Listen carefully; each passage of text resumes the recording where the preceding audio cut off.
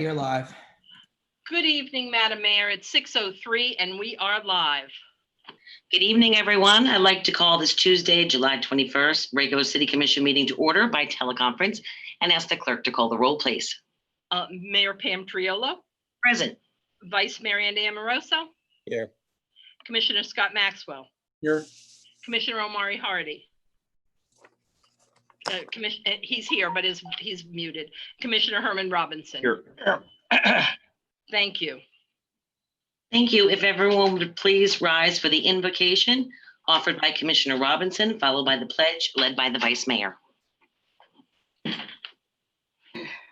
May we gather to make decisions for our community. May we use only the best skills and judgment, keeping ourselves impartial and neutral as we consider the merits and pitfalls of each matter that is placed before us, and always act in accordance with what is best for our communities and our fellow citizens.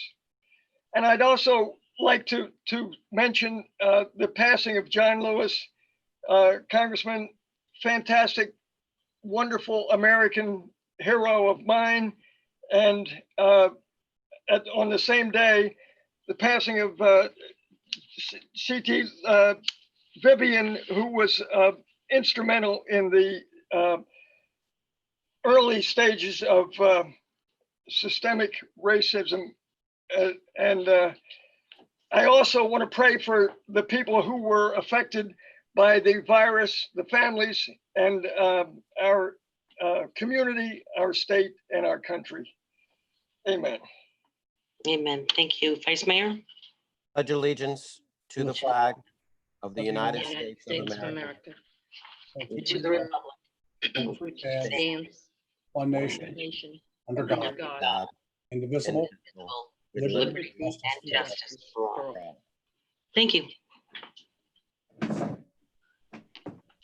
Madam City Clerk, do you have any additions, deletions, or reordering? Madam Mayor, we do. Because the packet was put out before the passing of John Lewis, we did a proclamation for Mr., in honor of Mr. Lewis. Okay. So we'll move the proclamation to item B under presentations. Yes. I'll entertain a motion to approve the agenda as amended. Madam Mayor? Second, seconded. all those in favor state so by saying aye. Aye. All those opposed? Motion carries. Thank you. We're going to move on to our presentations. And the first one up is for proclamation for Patrick Livingston, which I'm very, very excited about. Okay, I have it here, so you can see it. It's official. And is it signed, Madam Mayor? it's signed. Okay. All right. City of Proclamation, City of Lake Worth Beach Proclamation. Whereas, is Patrick here? He was. He was. Where are you, Patrick?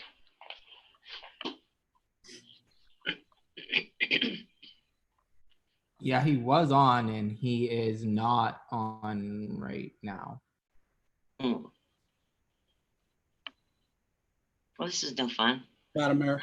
Not only do I not get to give him hugs and kisses, I can't. All right, well, why don't I go on to shall I go on to the other one first? Or Commissioner Maxwell, did you have an idea? I just thought, while we're trying to get Patrick on the line here, just wanted to make a couple of comments. As many of you know, Patrick operates a food, restaurant/food distribution center in the Osborne community. He's been doing that for a number of years. And I've had the good fortune to, on some of my Saturdays anyway, to go down and help out a little bit. And it's just amazing to take a look at the operation he has with what looks to be very few resources. And but he somehow manages to get it done day in and day out. He does it 4 or 5 days a week. I know Miss Reggie and her many of the children and the teenager type individuals in her program lend Patrick a lot of help. But kudos to Patrick. He's been working at it a very, very long time. He certainly is deserving of this proclamation. And actually, I kind of got the idea for the proclamation after I had heard that he had won an award, if you will, of the Trust. I guess it was Trust Bridge. I think it's the Trust Bridge Everyday Hero from Healthier Lake Worth. And I thought, well, you know what? I'm sure that was very competitive And I'm sure there were some very fine potential awardees, but Patrick managed to come out on top.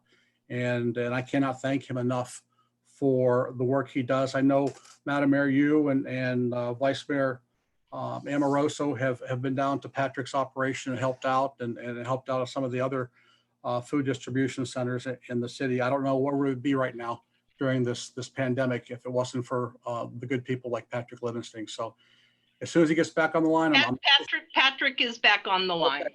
Madam Mayor, let her rip. Okay. If I could ever have imagined, Patrick, No, you walking in my office that day, right after me starting to get, to be involved with the city as mayor, and you and I talking about it, I'm like, that's a brilliant idea. Now we got to figure out how we're going to make it happen. So I am so honored to be your friend. I'm so honored to have had a chance to welcome you back then. And I'm so grateful for everything that you do in our community. God bless you, my good friend. All right, here we go. Whereas the city of Lake Worth Beach is always grateful for the contributions from our residents, which make the city of Lake Worth Beach unique in its own way. Whereas City of Lake Worth's own Patrick Livingston is a community leader who is passionate about helping neighbors and has been a resident of our beautiful city of Lake Worth Beach since 2011. And whereas Patrick Livingston was born in Jamaica and grew up in New Jersey before moving to Florida with his mother and siblings. He became the founder of Arms of Hope Community, a nonprofit organization in Lake Worth Beach that is a safe haven with a restaurant that serves food and provides love and compassion to everyone in need of a hot meal or groceries for them to take home. Whereas Patrick Livingston has always had a compassionate heart towards the community in need, having a restaurant that serves more than 1,000 free meals a week, including children, with 2 meals a day and meal deliveries to senior residents and to those who are ill and not able to come to the restaurant. He also serves lunch for kids during summer and after-school snacks during the school year. And whereas Patrick always wanted to do more than just feed the hungry, he wanted to teach and train people to develop their skills and make sure they had the tools necessary to get on their own feet and bring employment opportunities to those in need. And to this end, his organization was able to acquire a building next to the restaurant to serve as a community center for families to come together and learn. And whereas through Arms of Hope, Patrick is connecting with other nonprofits in Palm Beach County to make sure that other services are also available to the residents of Lake Worth Beach and the neighbors of our community. They've learned to trust and rely on him for food and support. And whereas the city of Lake Worth Beach is a better place by having people like Patrick who work so hard to restore hope in the community and care so much about those in need.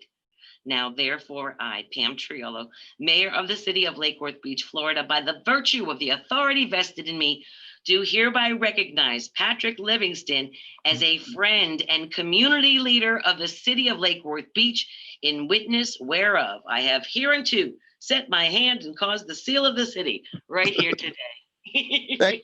I am so thrilled and so excited, and this is it's been a road travel, and I learned so much, and the support from you guys throughout the past has been tremendous and encouraging. And we know it's not always been easy, but anytime you're doing something to make a difference in somebody's lives, it's never going to be easy. But it's good when you have good people, good friends behind you that you can count on. And I thank each and every one of you, Pam, from the start. What you mentioned there, so true. And Vice Mayor Amoroso, with his value there coming around, and then Maxwell, who's there now. It's been really good. And so I've been really appreciative, and Herman, has been by their time too. So I really appreciate all the support that we received from you guys, during this time here. So thank you so much. I'm so excited, and I'm in disbelief right now, but so appreciative, Thank you so much. This is so high. Hey, we're still going to have to We're still gonna have to create that another restaurant someday too, you and me. Yeah, together. absolutely, absolutely. And We if you were in need, the midst of it until this pandemic started. So. I know, if you need a backup in the kitchen too, call me. Oh, definitely, definitely. Thank you so much. I'm truly honored. Thank you, Patrick. So well deserved. Thank you. Thank you. All right. Let's move on to our presentation B. Whereas the city of Lake Worth Beach is always grateful for the contributions of leaders in our country who by their very life make the United States, the state of Florida, and the city of Lake Worth Beach a better place. Whereas this week we lost a great leader when Representative John Lewis, a titan of the civil rights movement, died at age 80. Whereas John Lewis, born on February 21st, 1940, was the son of a sharecropper raised on a cotton farm and attended segregated public schools. He was a longtime Georgia congressman who was an advocate of nonviolent protests and had his skull fractured by Alabama state troopers on the Edmund Pettus Bridge in Selma, Alabama on March 7th of 1965. He once told the story of asking his parents why things were the way they were. And he was told, quote, "That's the way it is. Don't get in the way. Don't get in trouble," end quote. In a 2015 speech, he recalled the action of Rosa Parks and the leadership of Martin Luther King Jr. inspired him to find a way to get in the way, to get in trouble, good trouble, necessary trouble. And whereas John Lewis had served in the U.S. House of Representatives since 1987, where he was sometimes referred to as the conscience of Congress, he often voted and spoke out against U.S. military interventions, including the Iraq War, and said failure to learn from the lessons of history means that we are doomed to repeat the mistakes of the past. And whereas embedded in the fabric of his legacy is the creation of the National Museum of African American History and Culture in Washington, Mr. Lewis has championed a bill to make that museum a reality for 15 years before it was signed into law in 2003 by President George W. Bush. Now, therefore, I, Pam Triolo, Mayor of the City of Lake Worth Beach, Florida, by the virtue of the authority vested in me, do hereby recognize Representative John Lewis on his passing as a community leader who worked hard for the civil rights movement, for his advocacy and nonviolent protests. In witness thereof, I have hereunto set my hand and caused the seal of the city of Lake Worth Beach, Florida, to be affixed this 21st day of July, 2020. Thank you. Okay, we're going to move on to Commission Liaison reports and comments. We've got a lot on the agenda, so if you don't have a lot, you don't have to talk a lot. Hinted. All right, let's move on to Commissioner Hardy. Did you want to get started? Thank you. I'll say this about Representative John Lewis. We could do even more than we have in the wake of his passing to recognize how unique the guy was. You know, at a few crucial moments in this country's history, we've had a great concentration of men and women with high ideals, high intellect, and high drive, who happened to put all those talents behind doing the right thing, not just for themselves, but for the society in which they lived. You know, I think that happened around about 1776. We had an extraordinary concentration of individuals who were just extremely bright, high-minded people, driven, who founded this nation. I think it happened again in the 1860s with Lincoln and his team, which included another future president, Ulysses Grant. And I think it happened again in the 1950s and 60s, where you had all within a 20-year period, some of the smartest, high-minded, and driven and community-minded people, all living at the same time, all living in pretty much the same place, and all focused on the same thing. And there was an article that came out a few days ago that basically said, you know, John Lewis was an American founder. And I would say that that's true, not just of John Lewis, but of men like C.T. Vivian, who also passed away this weekend, and of the great men and women of that civil rights era.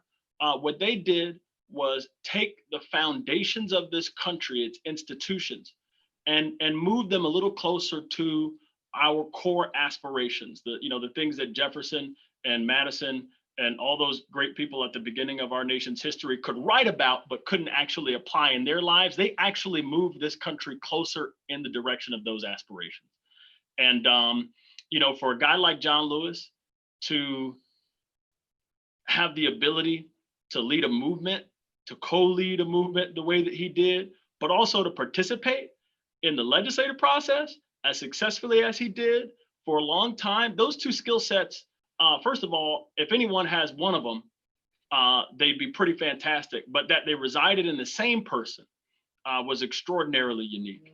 And so the guy was a treasure, and we should remember him, remember what he stood for. But I think also, especially when it comes to voting rights, we should take his advice. And there's a Voting Rights Act that's languishing in the Senate right now. We should pass that because it would certainly be a continuation of what the gentleman fought for his entire life. Thank you very much, Commissioner Robinson. Yeah, thank you. It's still dangerous out there, and we need to do more personal responsibility in not spreading the virus. It's on each and every one of us. The masks are important. Social distancing is important. Don't do what you don't have to do. It's getting worse, and I thought it would be getting better by now. We need leadership that's going to demonstrate that this is very serious, and that if we make a sacrifice in a short period of time, it will benefit us in the long run. In terms of John Lewis, it wasn't prayerful, but one of his quotes was, "When you see something that is not right, not fair, not just, you have to speak up and you have to do something." And I would hope that we all live by that. And I'm going to say for the good of Lake Worth, but we're part of the country and we need to do it for the country as well. Looking forward to better times in Lake Worth. Thank you. Vice Mayor? Thank you, Madam Mayor. I want to take a moment to thank Ed and his staff for going above and beyond, helping people get their utilities back online and make the payments and get on some payment plans. They've gone above and beyond working with Palm Beach County and their assistance to help the residents of Lake Worth Beach. So thank you, Ed, and all your staff that go above and beyond for the residents of Lake Worth Beach. Palm Beach County League met this past week. Of course, distance meeting with masks. 2020 census still so important. We are actually in the challenge with Christina Lambert, and we are last. So I encourage the rest of the electeds and the residents of Lake Worth Beach, step up, take your 2020 census. It takes less than 10 minutes. You can call in, you can do it online, but it's just so important for the city of Lake Worth Beach. And then last, feeding programs are still going on. We're going to continue to feed as long as people need assistance. Tuesday's feeding with Feeding South Florida is a drive-through. We have people lining up at 6 a.m. We're still doing, having at least 700 vouchers going out for that program. And I originally started feeding program with prepared meals 1 day a week with Bucan and Grotto Restaurant out of West Palm Beach. We're now doing that 4 days a week. We are taking some of those prepared meals to Patrick, but I'm doing over 1,300 prepared meals a week. If anybody's in need, please reach out. Also, Tuesday is a drive-through, but any of the food that we have left over, we take down to Patrick. So nothing's going to waste.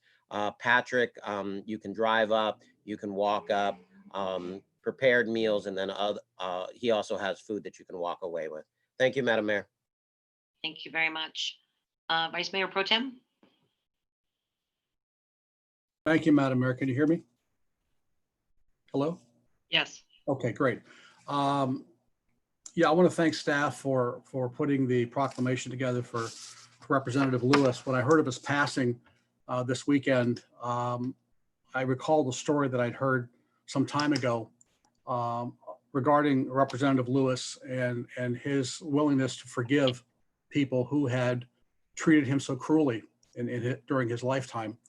One incident in particular I recall was, I guess he was with a bunch of folks in a Freedom Ride event, and a bunch of Klansmen attacked the group and beat them. And one of those Klansmen's name was Elwyn Wilson. And as it would turn out, Elwyn Wilson, several years down the road or at some point in the future, expressed severe remorse for what he had done. And when Representative Lewis found out about that, he forgave the man. And I think that there's an important lesson to be learned because, you know, most of us, I think, are spiritual in one way or another, and we believe that forgiving is something that we should do when folks, you know, what's the word I'm looking for? Do things to us or cause us pain or whatever. The reality of it is not too many of us are very awfully good at forgiving people. And to think of what this man, along with many others, had to endure during the 60s in their effort to right some wrongs and to get the civil rights movement up and running and to take hold, for him to forgive the way he did, I think is remarkable. And I just thank staff for taking my recommendation to put the resolution together. On another note, and I'll piggyback a little bit on Commissioner Robinson's comments about the COVID-19 situation that we're in. We all know that, you know, many of us have stepped up in a variety of ways over the last few months to try to educate and communicate with the public on what they need to be doing, what they need to be thinking about. I know personal responsibility is something we all have absolutely verbally, you know, offered in our meetings. And we've done a lot of things, and, you know, the city has done a great job of pushing out information. And, you know, each of us in our own way has gone out there and done things. You know, I think you all know I was out door to door putting a flyer out, actually 2 different versions of a flyer in 3 languages, to try to encourage folks to understand what we all can do as a community and as individually to help flatten the curve. Well, apparently here we find ourselves a few months removed from that, and we're struggling, as Commissioner Robinson said. It's getting worse instead of better.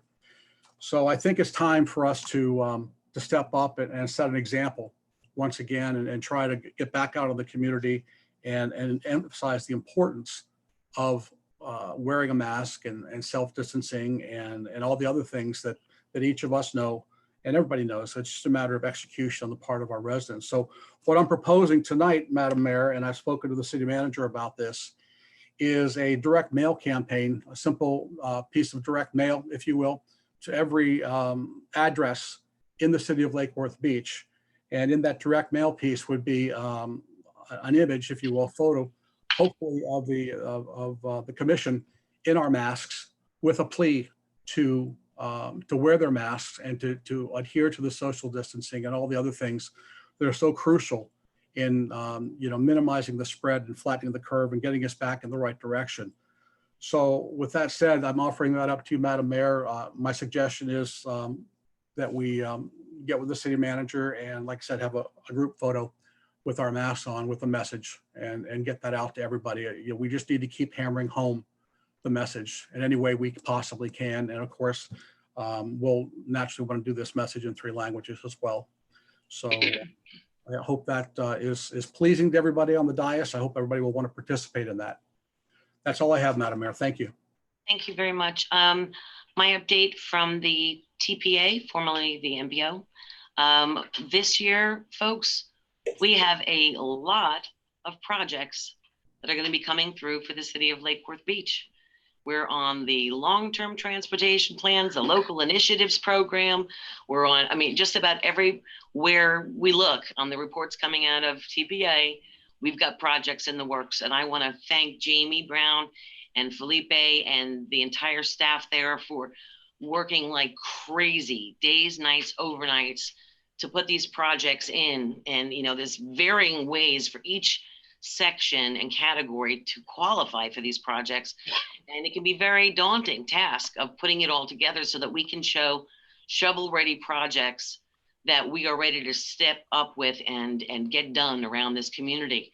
To give you an idea, when I first got to the TPA, formerly MPO, in 2012, I believe it was, we were the first to really sit on the MPO board and have a say and a voice in any of these projects.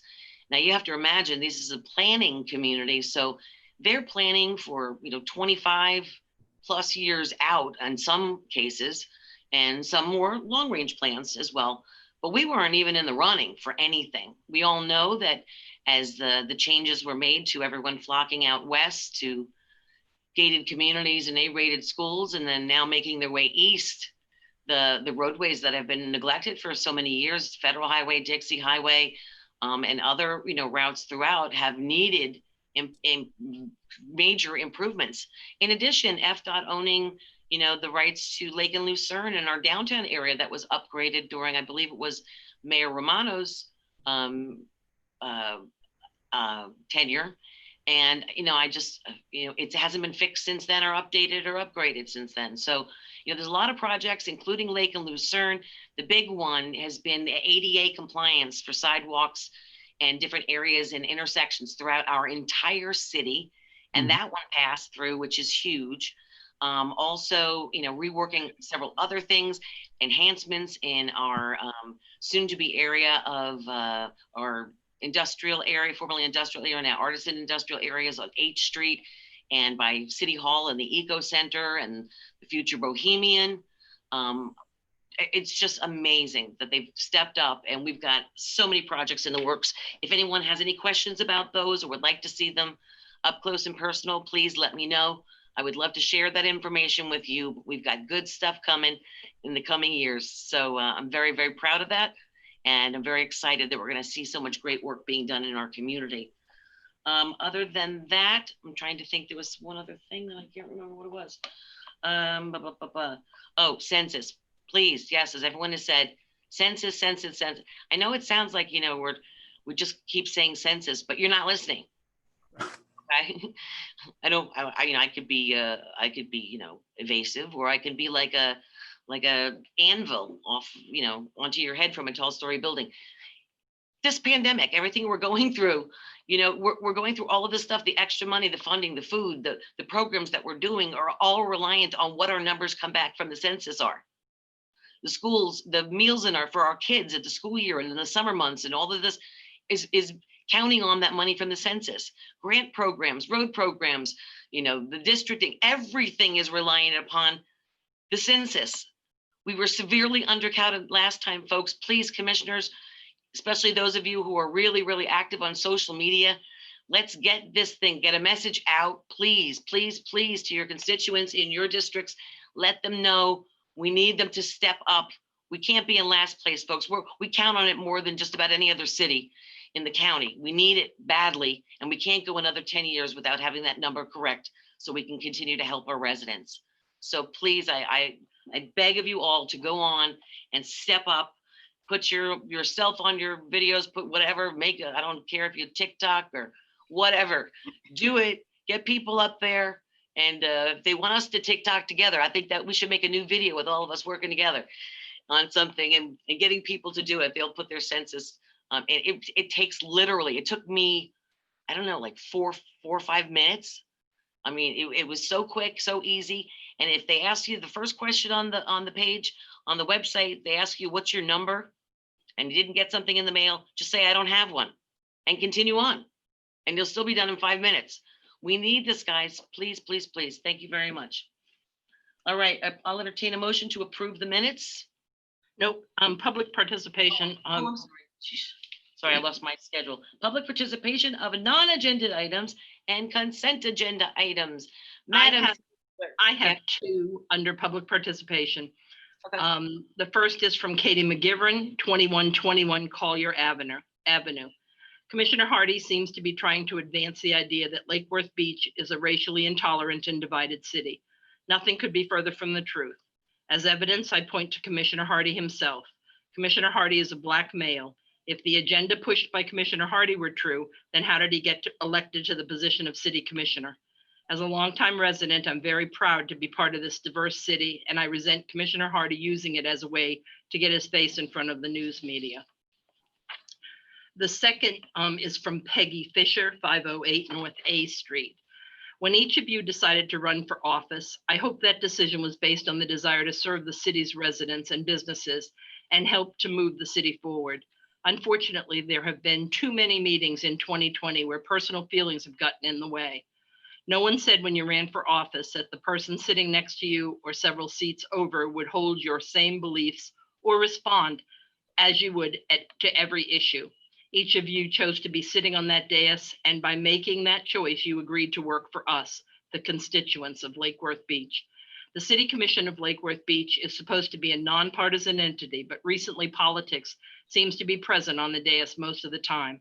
While I don't expect you to agree on every issue that comes before you, I do expect you to have respect for one another as elected officials of the city. There have been too many comments, eye rolls, and other looks and procedural actions by almost every one of you that shows a distinct lack of respect. If you cannot respect the other members elected by the voters of Lake Worth Beach, then you need to step down. I expect all members of the City of Lake Worth Beach City Commission to be willing to listen to issues brought forth by any elected official. Squelching a topic from discussion because you personally don't like the member raising the topic and/or the topic itself serves only you, not the constituents of Lake Worth Beach, and is irresponsible. Members do not always agree on the issues before the City Commission, but there are appropriate ways to express disagreement. Too often, recently, disagreements have been expressed inappropriately. The City Commission should be united in helping the residents and businesses of Lake Worth Beach at this difficult time. Divisiveness serves no purpose and overshadows the important business of the city. And those are the only two comments I have, Madam Mayor. Okay, now I'll entertain a motion to approve the minutes. So moved. So moved. Second, Second. all those in favor state so by saying aye. Aye. All those opposed? Motion carries unanimously. Consent agenda, I'll entertain a motion. So moved. Motion to approve. Okay, second by Commissioner Robinson. All those in favor state so by saying aye. Aye. Aye. All those opposed? Motion carries unanimously. We're going to move on to, okay, we're going to, the vote has been taken. Public hearing, item A, resolution number 19-2020, adopting the final assessment rule for non-ad valorem assessments levied for chronic nuisance services. I'll entertain a motion. So moved. Second. Commissioner Hardy, are you willing, are you seconding it with your hand? No. No. Okay, do I have a second? I'll second it. Okay. You have your hand up? Not for this item. I meant to raise it for the next item. Okay. So we've got a motion and a second. Is there any presentation? All those in favor state. I have one public comment card, Madam Mayor. Okay, thank you. This is from Padma Rental. I believe the name is Suhan Junod. And he asked that we please postpone this matter from hearing today the wrong notice. He's against this. That's the end of the comments. Has there been anyone in staff that's been reached out to in regards to that? Glenn, city manager, city attorney? This just happened at 2 minutes to 6. Right. Go ahead. My understanding, Madam Mayor, was that a gentleman showed up at City Hall did not realize that the meeting was via Zoom. And I suggested to Debbie that she have him give his public comment in writing and that she read it into the record. And I think that, Debbie, I'm not sure if you also told him that he could go back to a computer and Zoom in, but you are. I didn't, Commissioner Robinson met with the gentleman at the back door. Okay. So we've got a motion and a second. All those in favor state so by saying aye. Aye. Aye. All those opposed?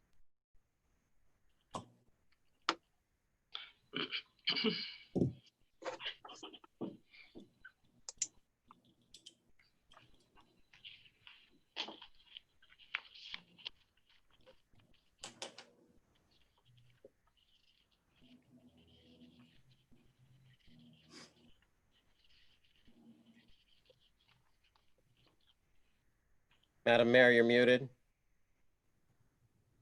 That whole time? That whole time. Oh, goodness gracious. Okay. This item new business A, engaging the Florida Municipal Power Agency, otherwise known as FMPA, and Florida Power and Light, FPL, to determine whether and for what price FMPA and its members would release the city from its obligations to them, and whether FPL might be willing to purchase the city's electric utility. Commissioner Hardy? So We need a motion. Need a motion? So the motion, sorry, let me just make sure I say the exact motion that's in the memo. I move, let's make sure I get this right here. I move that we engage FMPA and ascertain its willingness and the willingness of its members to release the city of Lake Worth Beach from its obligations to them for an agreed upon price, and to engage FPL and ascertain its willingness to purchase the city's electric utility. Do I have a second? I would like to offer an option to go take this question, an inconvenient question, as staff has mentioned, to a workshop. It's a serious question. It's a question that deserves an answer, and all questions should be respected with an answer. I am proposing that we discuss this at a workshop before we move forward with any resolution. Herman, Commissioner Hardy? I would be happy to accept that friendly amendment after some discussion. But if I get a second, we can have some discussion, and I'd be happy to change my motion after a discussion. For that reason, I'll second it. Okay. All right, so do we have any public comment cards? Yes, Madam Mayor. Do you want me to read them first? Okay. Am I going to get a chance to present the item? Okay, go ahead. Okay.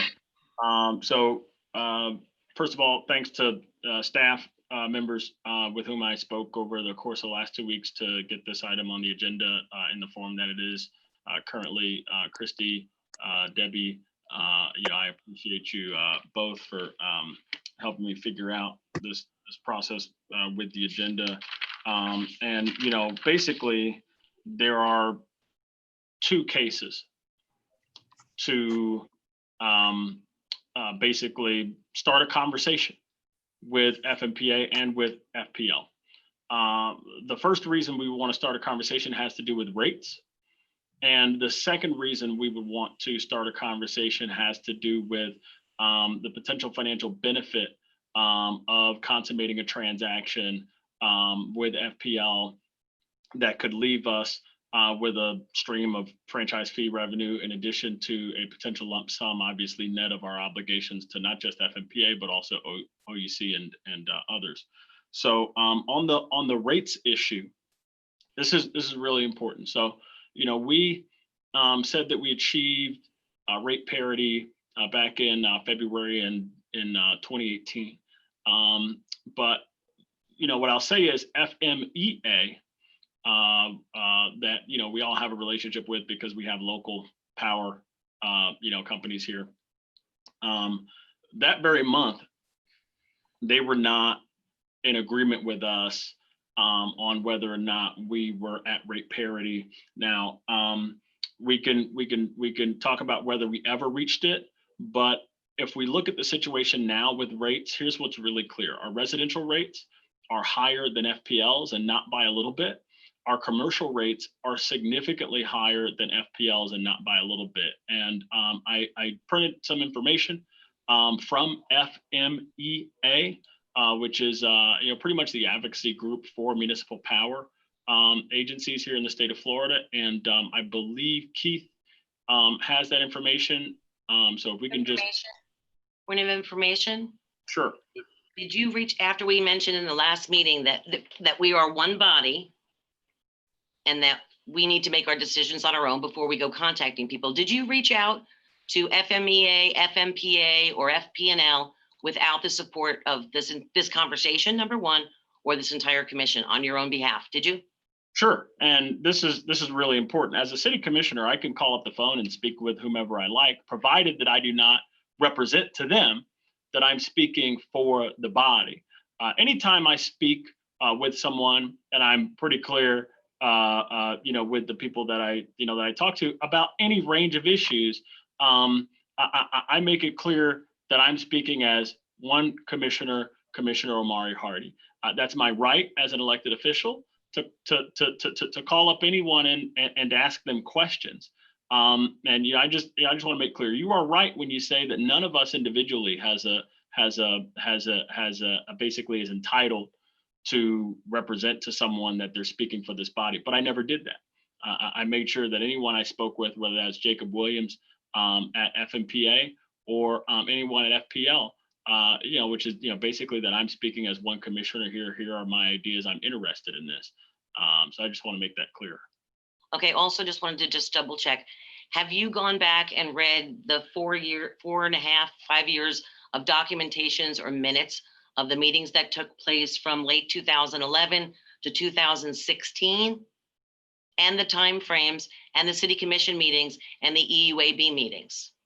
So a few years ago, actually, when I first started to run, I investigated this question, and all that information was available on the city's website at that time. And at that time, I did go through and look through that, and that was how I became familiar with the studies that were done by Willdan Financial and MRV and their purpose. And also, a lot of that work happened at the EUAB level.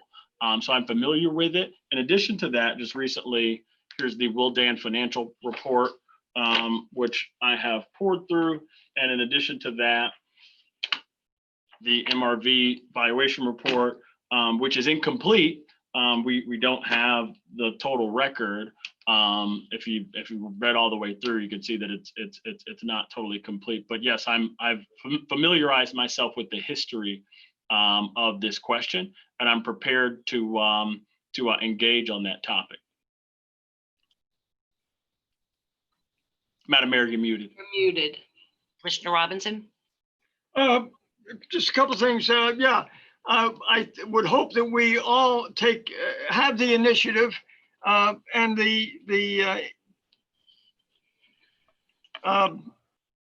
I'm going to say creativity and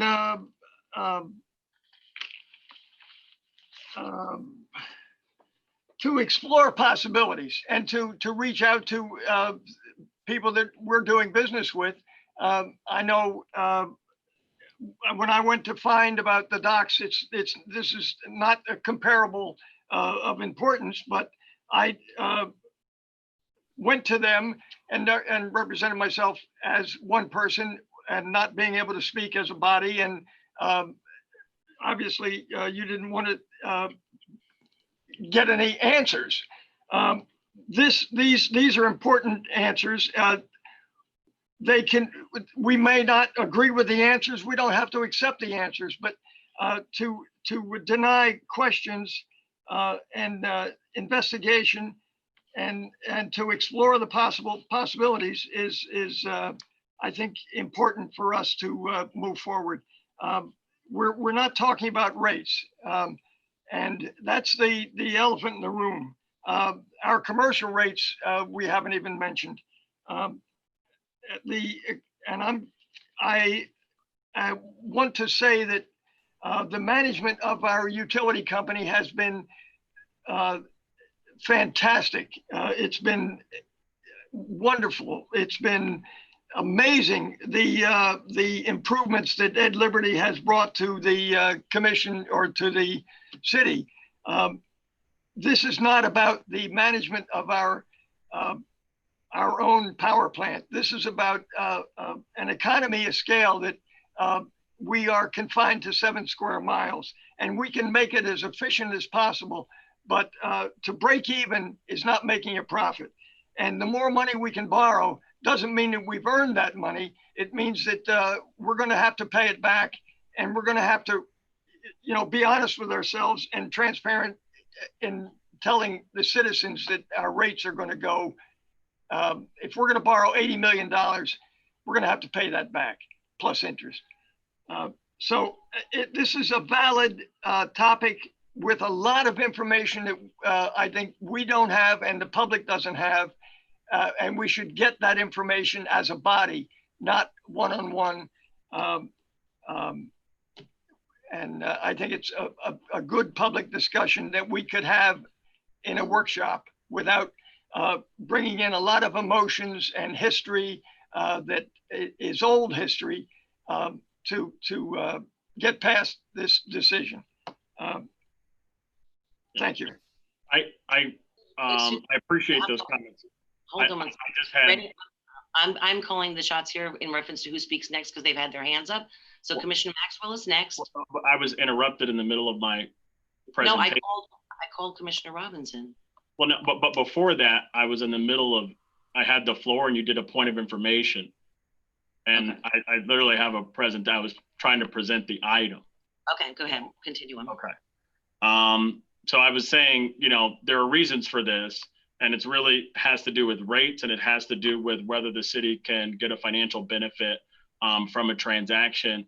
And in addition to that, it has to do with the fact that there are a few thousand people, households and businesses who are not within the city and who in a way are disenfranchised because we serve them, but they don't participate in our local elections. And so they are eating our cooking and they're paying the rates that we decide. And, those of us here, we're elected by the residents of the city of Lake Worth Beach, but there are folks in Palm Springs, a few thousand, and there are, households and businesses, and there are folks in unincorporated Palm Beach County who have no say in anything having to do with this utility, aside from a single seat on the Electric Utility Advisory Board that we weakened somewhat by changing the resolution that governs how it works. And so Keith has some pages that at this time, if we could get that on the screen.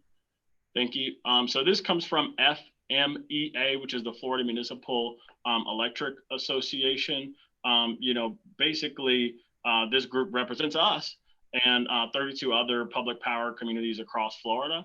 And so this is the information that's readily available on their website. And so this is a residential electric bill comparison for the month of May.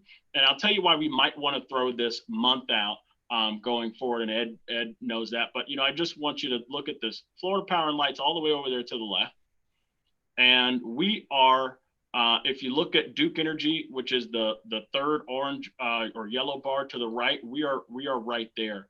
So this month we're obviously significant, or rather 2 months ago we're significantly higher than FPL. Now that has to do with the fact that FPL just decided to essentially lower rates by like 25%, which has to do with that charge that they were basically taking off people's bills, for a month that we decided not to do. We could have been near there for that month, but that's the situation right now. Now, if you say, okay, what about all the other months? If you can go ahead, Keith, to the next page.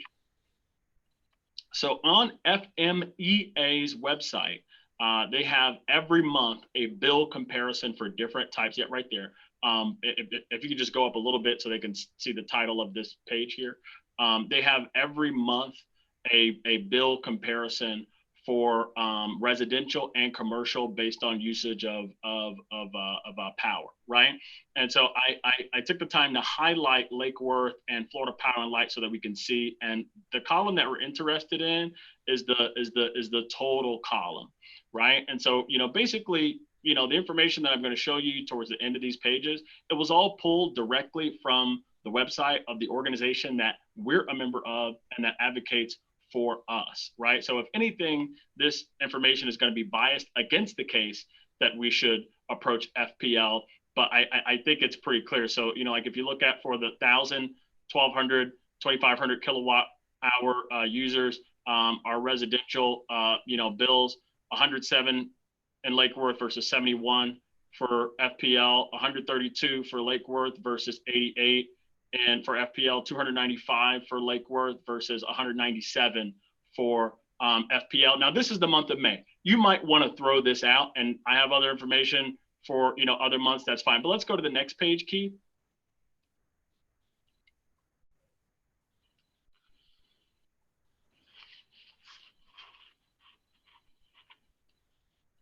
So this has to do with commercial.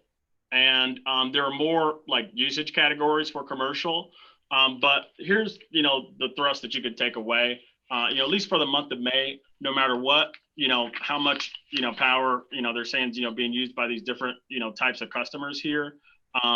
You know, there are 4 different groups here, whether you're talking about the first one, 74% difference, 77% difference for the second one, 100% difference for the third one, 104% difference. You can go to the next page, Keith. You're talking about for these, you know, this amount of usage, 91% for the first one, 120% difference in bills for the second, 89% and 118% difference in bills. And again, you know, we're not talking about chump change here. We're talking about for a user in this category here to the left, you know, we're talking about, you know, $1,000 difference. And so, and you know, that's in a month. Now, granted, May was a month when FPL did something special. And as you can see, by the way, the difference grows the more power you use. So let's just skip ahead. Go to the next page.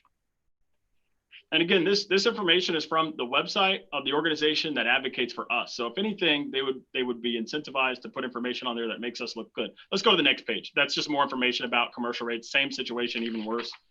So let's go to April. This is April. This is more of a normal month. And so basically, again, you know, you look at this and you see still, you know, very large differences in that total column. Again, it's that total column that matters. You know, 107 in Lake Worth versus 93 if you're in FPL's area, and you know, 132 versus 115, right? And so if you just again go to the if you can just go down one more page. Same information, but just commercial and different. Like there are more categories for, you know, how much power these folks are using. And again, you know, the difference is pretty extreme. You know, that first group, you're talking about a 37% difference, the second group, 35% difference, the third, a 58%, the fourth, a 56%. And the numbers get worse for the more power you're using. So you can just go all the way to the last 4 pages, Keith. So basically, this is just more of the same information, but for every month so far this year. And, you know, again, I've looked at this going back, you know, really about 14 months. So yeah, so this is, again, the comparison for residential bills. You can see that we were close, you know, within $10 still. That's a, you know, about a, you know, 10, 11% difference, almost 12% difference, you know, over a year ago. But FPL has continued to lower rates even before this special, you know, deal that they're giving their customers, you know, which started in the month of May, even before, right? So the gap was widening. They were lowering rates when we couldn't. And so if you go to the next page, Keith. So this is what the difference looks like on a month-to-month basis for about the last 14 months. So, you know, you started out with about a 9.5% difference, about 14. Well, we're talking about 16 months ago. And that difference has grown. So even before, again, you know, let's say you want to throw the month of May out, the difference between us and FPL is not an insignificant amount. we're a state that has a minimum wage that's about half of what the difference is between our bills and FPL's bills for the month of April. So basically, by choosing to live here, people are basically having to work 2 extra hours, if you're working on minimum wage to pay your monthly bill. So let's go to the next page, because I said, okay, so what does this add up to for about a year, right? So you go from May of 19 to April of 20, and basically this is what you get, right? And again, this is based on usage, right? And so if you want to know what the difference is, go to the last page, Keith. That's what the difference is. It's about a 12% difference in terms of the total amount of money that our residents would have paid, 12 to 14-ish% difference, right? And so, depending on how much power you use, that can mean, about $140 out of your pocket to over $428 out of your pocket. And that's just the residential, right? So I didn't have the time to go through all those different usage categories and put them into Excel and, do all of that. But for commercial, the savings is more extreme if you are an FPL customer versus being a customer of Lake Worth Utilities. And so thank you. That's pretty much the end of that presentation. And so, that's the case about rates, right? So we said we reached rate parity back in 2018. Again, the organization that advocates for us, FMEA, still had there being a difference between us in rates the very month that we announced rate parity. But since then, we haven't been close. And right now, as of May, we're about 51% off. You can say that FPL did something special. That's fine. Go back the month before. We're about 15% higher than FPL. And that's for the residential. It's significantly more for the commercial. And so, what I want to say is, basically people are going to have lots of fears, worries, trepidation about, should we approach FPL? They're going to say, the city can't survive without the money we get from the utility. Taxes are going to go up. We owe too much to FMPA. They're not going to let us out. We won't get a good price from FPL. But the basic case is, who told us that we are allowed to trap our residents in an electric utility, that though all the folks working for it are fantastic from the top to the bottom, Ed's done a fantastic job making this place more profitable. Our workers do a fantastic job each day, day in and day out. But why are we not giving our residents the choice to have a lower light bill, right? At the end of the day, sure. Did your report that you just had, first of all, I would like to start out by saying that I felt the same way that you did when I arrived here in 2011. So I'm not coming at you from an adversarial position, and I appreciate you're looking into this. I don't know why you're looking into this right before you're leaving, but it might have been helpful to have some workshops prior to this. But the point of information is that, did you factor in the one thing that once we go through the nitty-gritty of comparisons, of rate comparisons, you can't compare apples to oranges. We've had this discussion a million times. Those numbers that you have do not include FP&L's charge of credit card processing fees in their utility bills. FMEA does not include that. As a point of fact and information, we do not charge our residents for credit card fees. Some of the difference is made, and those are not reflected in your numbers. I'm just being factual. Okay. All right. Well, I appreciate. Ed, can you shed some information? Was that a question, or hold on one second? Just as a point of information, I want Ed to answer the question to make sure that in those numbers, because I'm sure he's well aware of FMEA's numbers. Ed? Yes, yes, Madam Mayor, if I may. I have to take, I know I'm not an elected official, but I have to step in and just and correct some misperceptions here. First of all, while this conversation was taking place, I pulled up the FMEA website and said, point of order. Date is. Point of order. And I know what the website. Point of order. What? There's a very narrow excuse me. Yeah, there's a very narrow question that was asked. Do the numbers on FMEA's website include credit card transactions? I'm going to, Mayor's liberty, I'm going to allow the electric utility director to answer in comparison to the report that you just showed. I'm going to let him in a dilatory manner, or is he just going to answer the question straightforward? He's going to answer what you reflected in your presentation is actually on the website from FEMA today, and the truth of what the rates actually are. Thank you, City.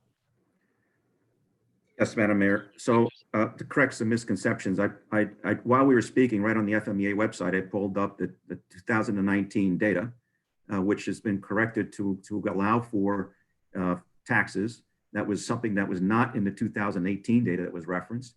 So the 2019 data for the entire year, the 12-month average, shows FPL at $104 a month, and it shows Lake Worth Beach at $108 a month for the 1,000 kilowatt hour residential customer. So it's not quite the $25+ difference that it happened in 1 month in May of 2020. I just want to be fair to the staff. I'm going to finish my point, sir. But this has so nothing it's to do $104 in 2019, and it's versus 100. I renew my point of order. Now the big difference is in regards to credit card charges. If you tried to pay that same bill in FPL's territory, the $104 bill, they would charge you an extra $3.25 to use a credit card. So that makes their bill effectively $107.25. The Lake Worth Beach bill would stay at $108. Now, neither of those two bills include all of the taxes. So we actually have a bill calculator, and there's a number of us on staff here at the commission who are able to get access to actual bills of customers in the FPL service territory. And we compare the bills on a regular basis. The comparison, the difference on the 1,000 kilowatt hour customer is not 12%. It's much closer to 5%. It's much lower. And in regards to the rate parity discussion, I arrived here in late 2007. We did a rate reduction in October 2007. I got myself familiar with the process. In January, I came back to this team and said, I'm not sure we're at rate parity completely. We need to do a further adjustment. And we lowered the rates in effective early February of 2018 to equal parity with FPL at that time, which met the statutory requirements of the resolution or the ordinance. I forget the exact terminology that was required. Point of order. We achieved rate parity at that point. Not to disrespect you, Ed, but and then shortly thereafter, FPL, I'll keep speaking until the mayor shuts me off. But I'm renewing my point of order. And shortly thereafter, FPL lowered their rates. So that's what effectively happened.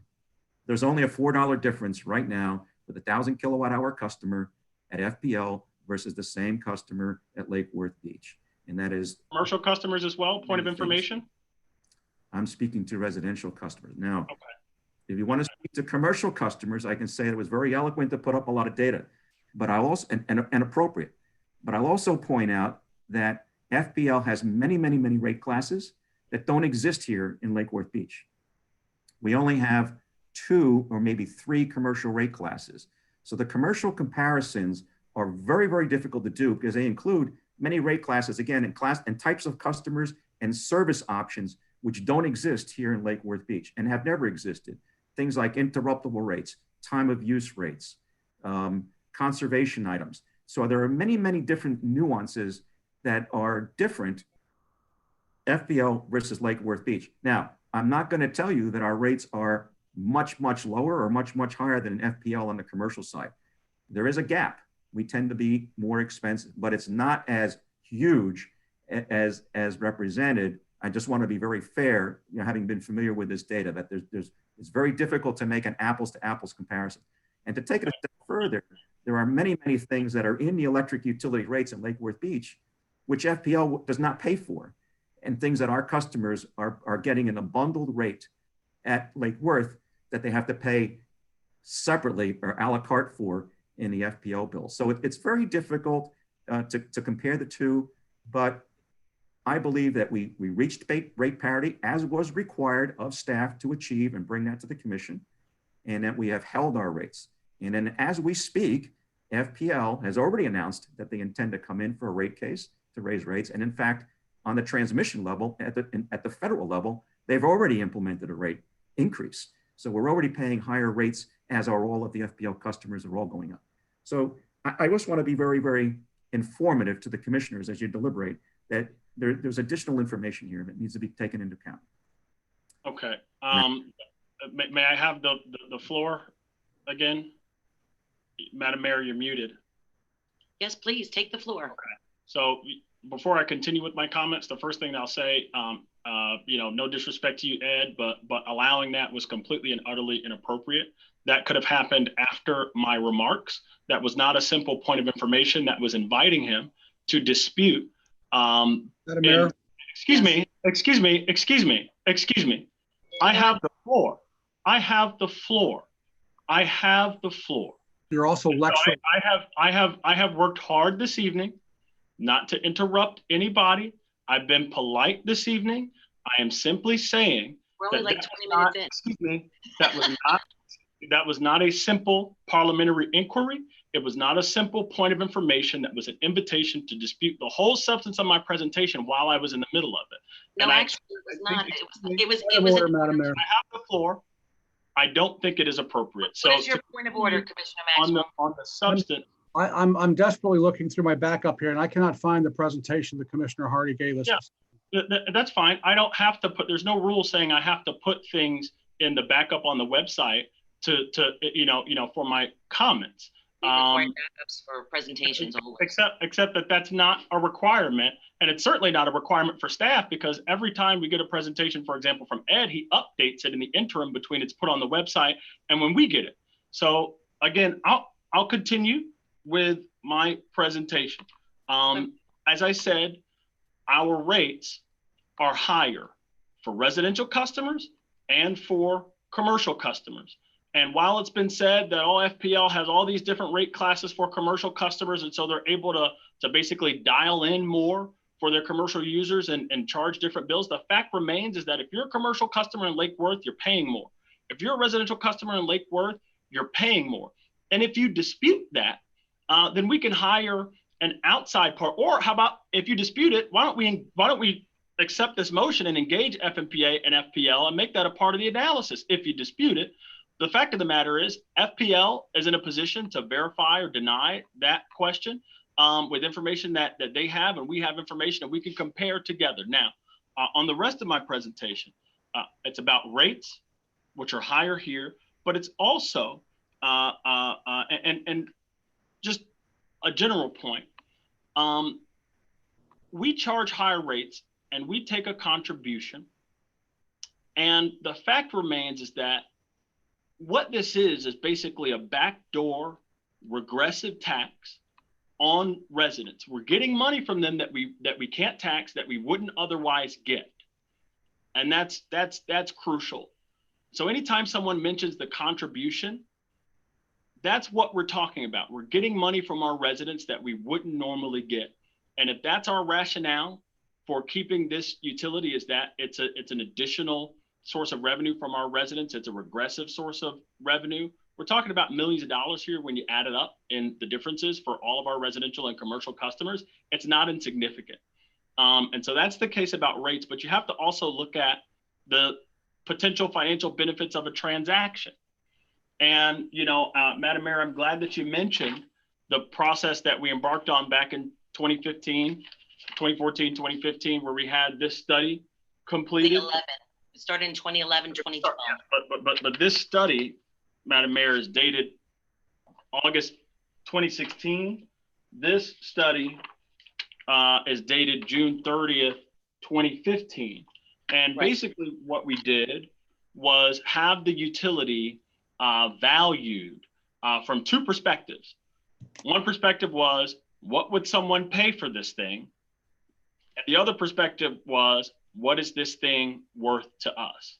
And the thing about valuing an asset is that it's basically junk in, junk out. And not to say that what's in here is junk, but the wonderful thing about forecasts that are made 5 years ago, we could go back and look at the forecasts, the assumptions for his study to see if they've held true. And the fact of the matter is, and thanks in large part to the good work that Ed Liberty and the management team and the workers at the utility has done, is that the utility is significantly more profitable today than it was back in 2015 when these studies were done. And so the fact remains is that when Mark Rodriguez, who put this together, said that the utility was worth, I want to make sure I get this right here, anywhere between $78 and $80 million. He did it assuming that we were only going to earn about $3.2 million in EBITDA. Well, based on the presentation that Ed Liberty gave us just back in May 26th, we're earning probably twice that. That was, those aren't my, numbers. That's what Ed put in the presentation. Our operating profit was about $6 million. You go through that operating profit includes the contribution that the utility pays us. It also includes interest, depreciation, so on and so forth. You add depreciation and amortization and interest to that amount, based on the long conversation that I had with Ed, you're looking at EBITDA significantly greater than $6 million in a normal year. Obviously, this year we took a hit because of coronavirus, but that's not the basis on which companies value other companies. You do it on the basis of normalized earnings. And so again,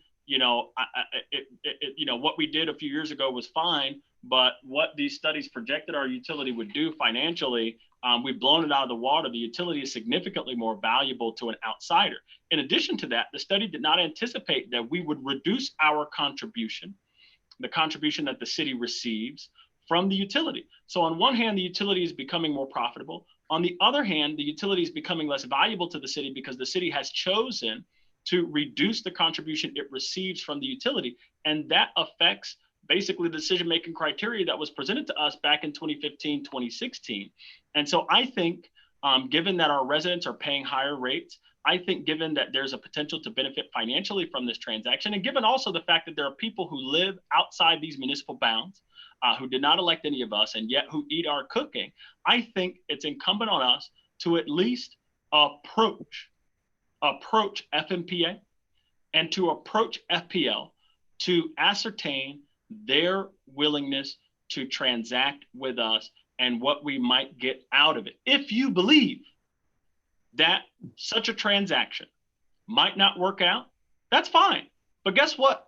You'll find out if you invite FMPA to chit chat with us and if you invite FPL to chit chat with us. But to reject this on the suspicion that it might work out is premature. And I think we have a duty and an obligation to figure this question out by engaging the parties involved. No offense to Mr. Rodriguez who put this together. He can put anything down on paper. The fact of the matter is the only one who knows what we're worth to FPL is FPL. No disrespect to the people at Wildan Financial Group who put together this report. And by the way, I didn't just look at the first few pages. I looked at the schedules, which I had to ask for. That's cool.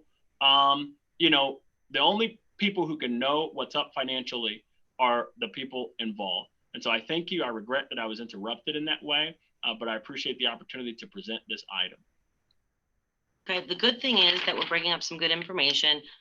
During the course of 2011 to 2016, actually it was late 2011, so almost 2012, let's say 4 years.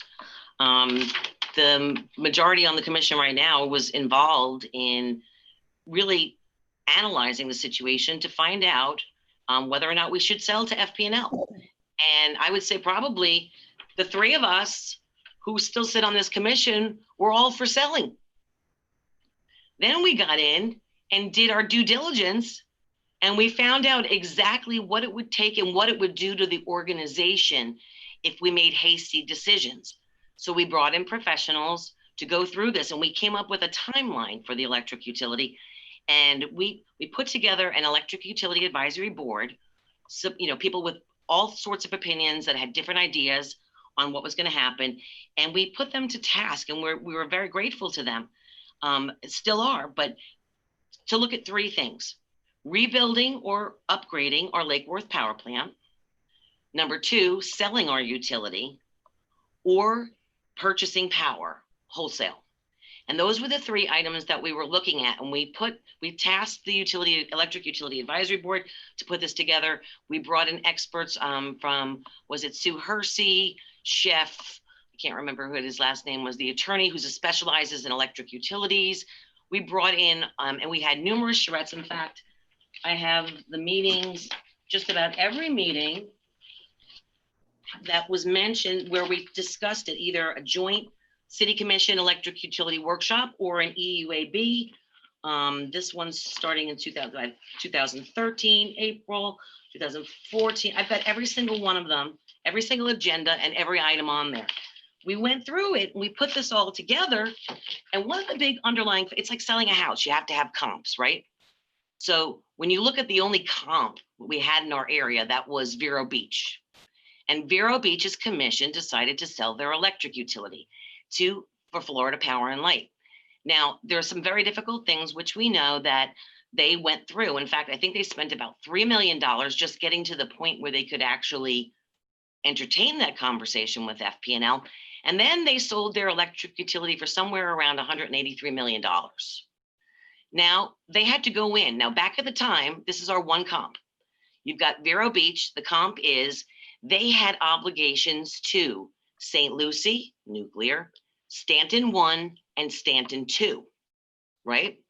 Now, that's what their obligation was. By the time they paid back all of their obligations and all of their debt on their equipment and de-staffed and did what they were supposed to do, when they walked away from that deal of $183 million, which is a heck of a lot more than the 80 you're talking about here that this old report showed for what ours should be valued at, Vero Beach was a little bit bigger. But now let's fast forward to today.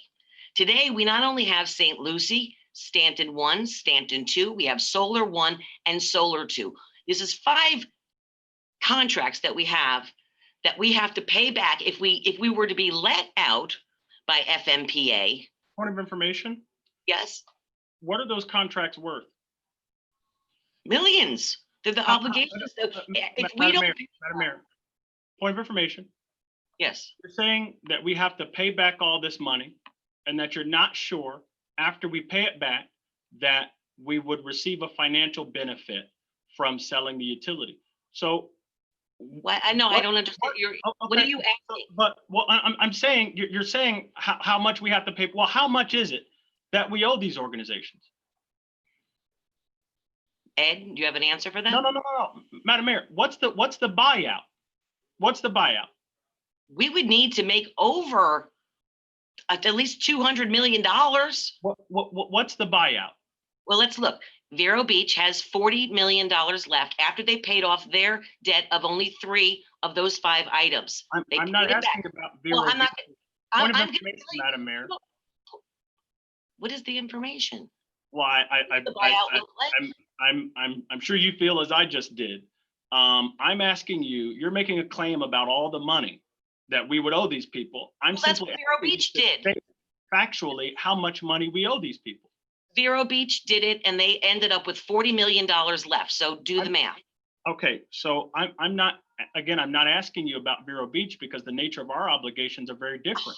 They're actually more.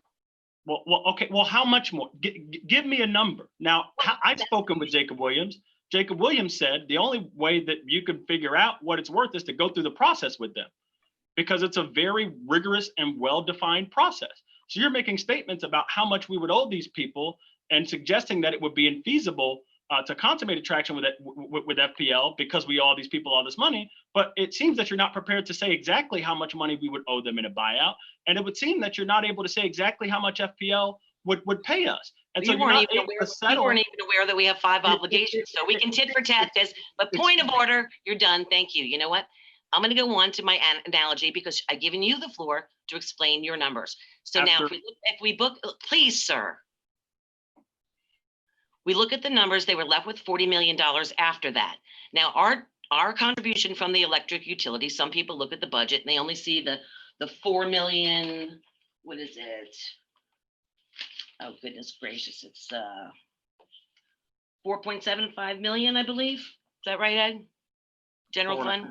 This fiscal year, Madam Mayor, this fiscal year, it's 4.5 million. 4.5 million, okay. So 4.5 million. Now, if they're walking away, Vero Beach, with $40 million in their pockets after they've paid all their obligations left, our general fund contribution is the 4.5. But if you look through all of the budgets of the city and where the electric utility contributes in all different methods of contributing financially, if you look at where they are, the total that those reports showed and that timeline showed was about $8 million. That the electric utility was actually contributing to the city every year to help run operations. Madam Mayor? Yes. some of those contributions over and above the simple lump sum that we get from the electric utility, would any of that have to do with services that the city renders the electric utility? Some of Taking out that the is yes, garbage, but there's- water? some of Okay. that is yes, Right. but it's Okay. also, in addition to that, they also handle more responsibilities than that. And you can see the timeline that actually, did you get a chance? Madam Clerk, did you get a chance to leave that timeline off with the other commissioners so they could see it? I didn't have the timeline. That I just made a copy of it, Madam Mayor. I didn't send it out to Okay. anyone.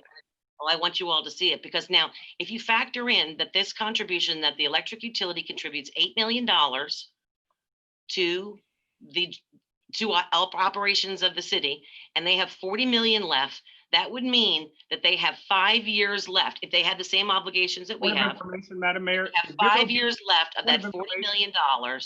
Did Vero Beach get a franchise fee annually from FPL? That's in addition to it. No, Right. they were supposed to get 6% and they only ended up getting 1%. Excuse me, they collect $3 million a year. $3 million a year in a franchise fee from FPL, in addition to the $40 million lump sum that they got. So it's not just that they got a lump sum and that's what they were left with. No, they got a lump sum plus a franchise fee that amounted to 6% of No. the revenues specifically for the customers within Vero Beach. And that's Madam Mayor, Yes. Madam Mayor, I know I Yes. haven't attended your meetings in a while, but I thought it was a motion to put this to a workshop. I think you're past 30 minutes already. You're debating the substance of it. You're way beyond the scope of the motion. I mean, Commissioner Hardy went, You haven't been here in a while. This is the new norm. yeah, no, I mean, I'm sorry about the new norm, but you know, your rules are still 30 minutes and it goes to workshop. So Thank it's been you. I've 30 been- minutes. Thank you very much. I appreciate that. to extend. I mean, and again, this was a motion to go to workshop. It wasn't a motion to consider the substance of it. No, it was not. Um, It was a motion to accept it. Motion And- to extend. Do I have a second?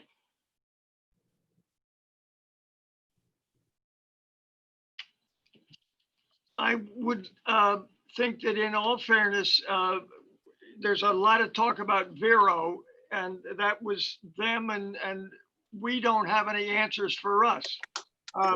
If we don't ask the question, we don't get an answer. I don't know if you know, it's in all fairness for Ed to give his case against, or you know, I know it's his job and his team, and this is what he does. But if we don't ask the question, we don't get an answer, and we don't have to accept the answer. It's that simple.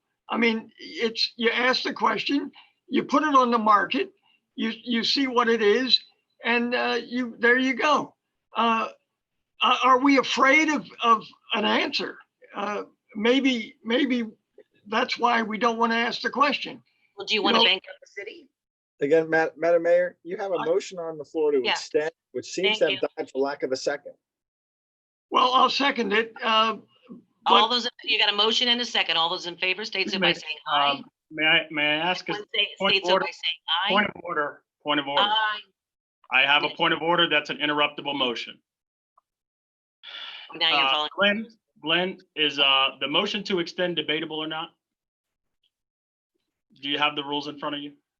I don't have the rules in front of me, but I don't believe under your rules, when you reach 30 minutes, it's supposed to be a simple up and down. Are you going to Automatically. extend or not extend? You've already, and again, I'm shocked that this is a motion to go to a workshop.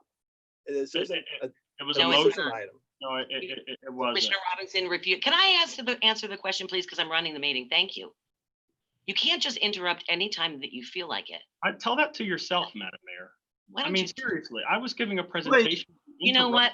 let's Let's- stick to. Why don't we take a 5-minute recess so that Commissioner Hardy can get himself together? All right, Glenn, there wasn't a motion to, Are we taking a recess? Right. What? yeah, There- you know what? Let's take a recess. Let's do that. You just You said. can get yeah. your composure back and we can follow the rules the way they're meant to be followed. 5 minutes. Thanks, Commissioner Hardy.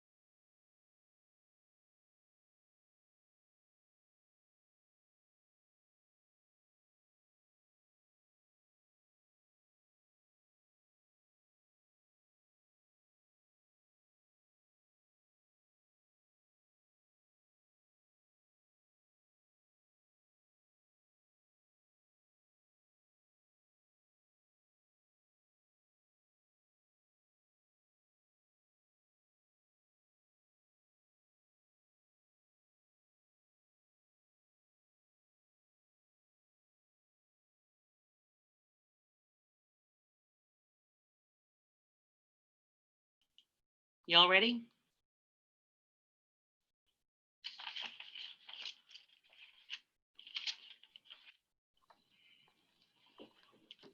Okay, let's resume the city commission meeting. Are you ready, Madam Clerk?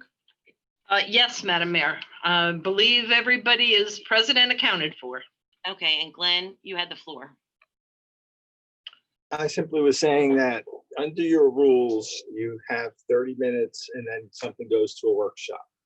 Correct. And there was a motion made to extend it. There was a second. It's appropriate now to decide whether you're going to extend it. Right, thank you. That's what I was trying to do before the recess. Thank you. We've got a motion and a second to extend it. All those in favor state so by saying aye. Aye.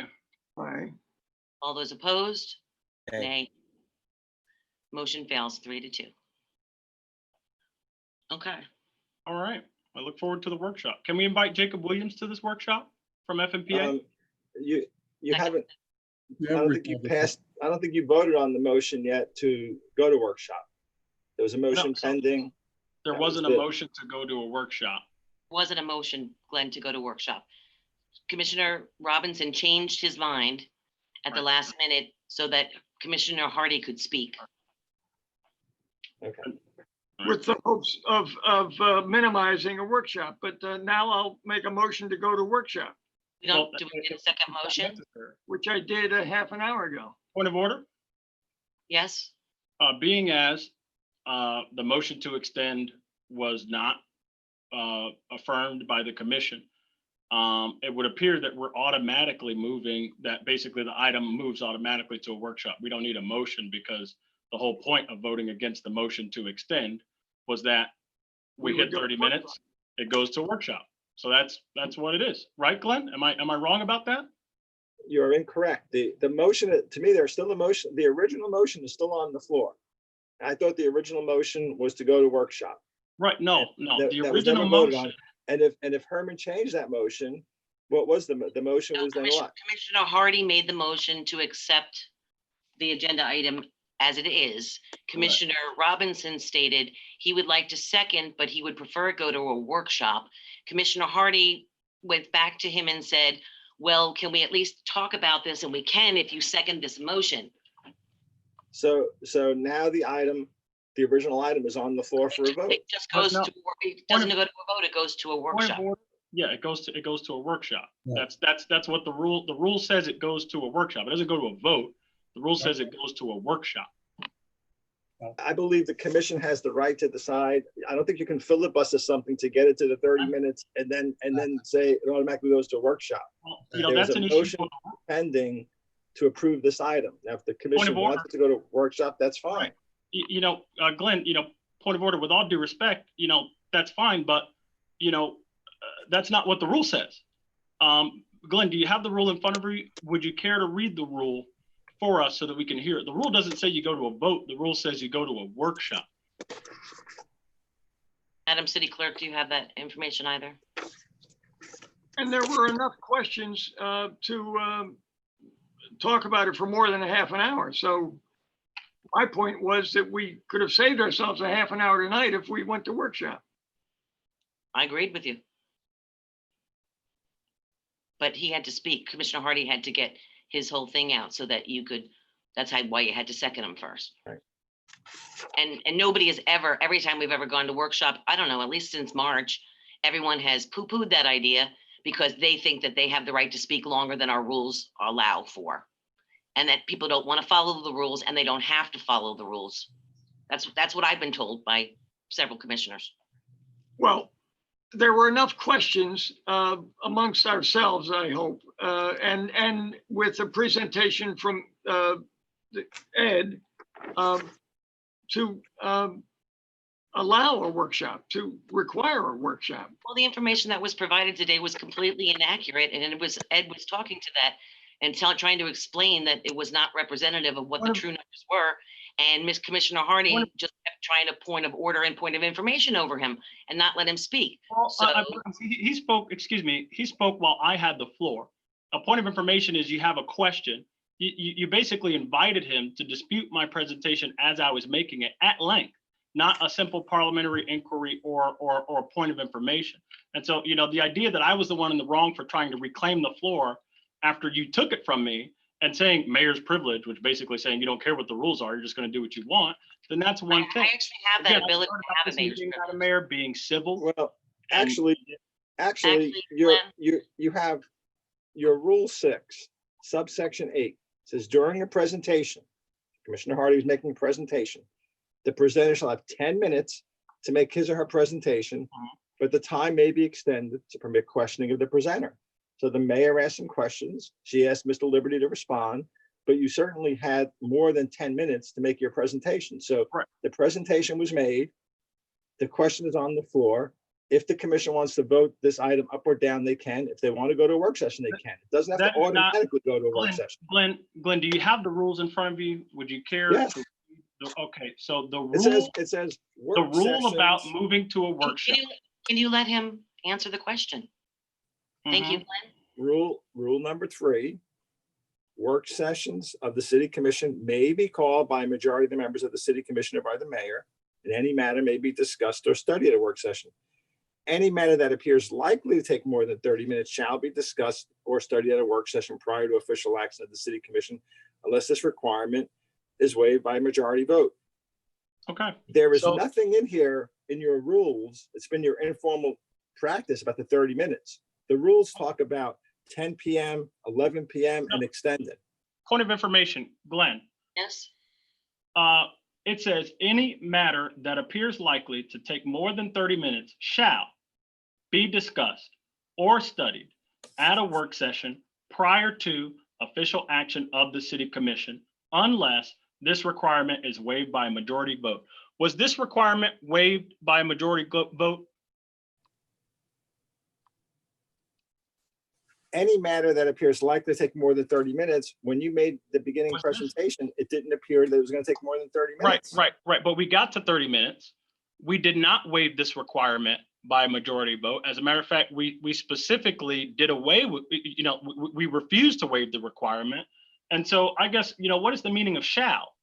It appears that we can't take official action. It means that, frankly, to me, it means at the very beginning, when Commissioner Robinson indicated he preferred to go to workshop, you should have just accepted it, because now Right, you burned but- 30 right. minutes talking about it. Uh-huh. Nobody else had a chance to talk Right. because you had the floor. You and the mayor had Uh-huh. the floor the whole time. Mhm. So if the commission wants to, by majority vote, waive that requirement, they can.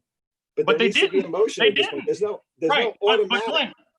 Glenn, they didn't waive the requirement is what I'm saying. They but did they still not. can- They No, can or not. Someone would have to make a motion, the exact same motion I made, Madam Mayor, was seconded and failed. So they didn't waive the requirement. You made a motion to extend.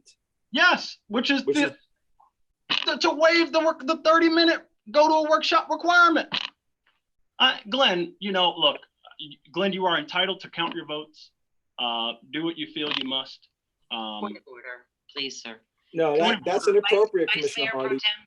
Well, you know, I look, hey, Vice I- Mayor Our Pro office is- Tem. Vice Mayor Pro Tem. thank you, Madam Mayor. I just want to offer this, okay, as far as where we find ourselves right now. And Madam Mayor, thank you for your comments about the process that we undertook some years ago. Point of order. We're past 30 minutes. I made a motion to extend the discussion. Y'all said we can't talk more than 30 minutes. All right, very well, Madam Mayor, let's call the question. There you go.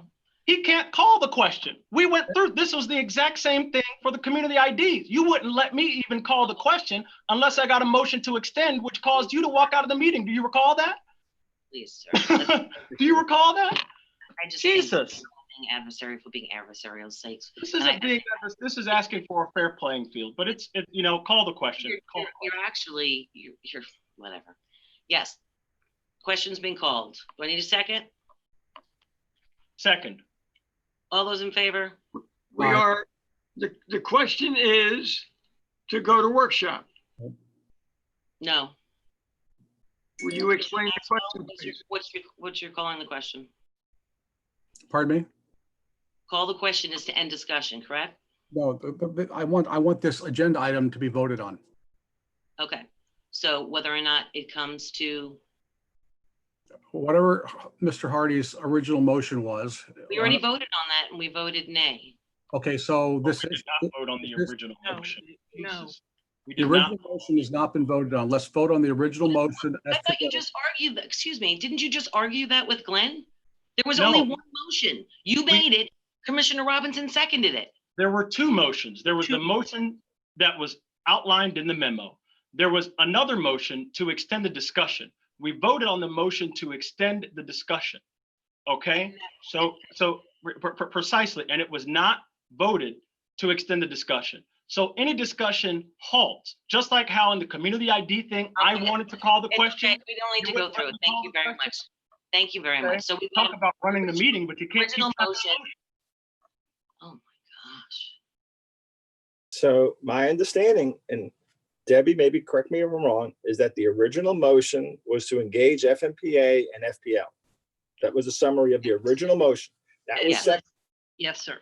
And There was a Commissioner discussion for, Robinson seconded. Commissioner Robinson seconded that motion. right. Okay, There was a discussion for half an hour. There was a motion made to A little extend. more, That that was a motion little more failed. than a half hour. So, yeah, we excuse need me, to be Deb? notified. We needed to be notified, Madam City Clerk, when we go to, when we get close and approaching a Right. half hour, if we could, It would- please. I'm sorry, that's my fault. I apologize. But So it if I could, go ahead. so if I could recap, there was an original motion to engage MPA and FPNL. That motion was seconded. There was then discussion about that motion, presentation, discussion. We got to 30 minutes. There was a motion to extend. That motion Yes. failed. So now the main motion is back on the table to be voted on. So the motion, Yes. as I understand it, is to engage FMPA and FPNL. It was made by Commissioner Robinson, Commissioner Hardy rather, seconded by Commissioner Robinson. Okay. Excuse me before you take a vote. There are comment cards. Should I read the comment cards at this point, or should they be held for the work session? I don't know what to do. I would think you'd read the comment cards because the commission is poised to vote. Commissioner Maxwell has called the question. The question's been called, and also I do remember too that our 30-minute limit is not inclusive of the public's comments. The public comment is outside of that. So yes, we should read the public comment cards, Madam City Clerk. Okay. It's our discussion. It's limited to 30 minutes. Thanks. Okay, the first is Megan Williams at 1811 Montague Street. I have lived in Lake Worth for 10 years and Lake Worth power is the worst. The price is far too high and my lights are often flashing and going out. During a hurricane, we have to leave our house for longer than a week as it takes that long for the power to be restored. Not having FP&L is a deterrent and makes people not want to move here. I am sure our home values will increase if we have FP&L. The next one is Jeff Williams at 1811 Montague Street. Lake Worth utility infrastructure is inadequate. We need FP&L to come in and bring the state-of-the-art lights, poles, and wiring. There are many inefficiencies with our current electricity, and it's costing the homeowner. Lake Worth has tried to maintain their own utilities for years. It's just not working. It's time to cut our losses and correct all of these issues. Ruby Bell of 1020 North L Street. Lake Worth Beach utilities are not overpriced. Many forget that water, garbage, and electric are combined. I do not believe the change would be cost effective for the community. Next is Edwin Contreras of 2220 Lake Worth Road.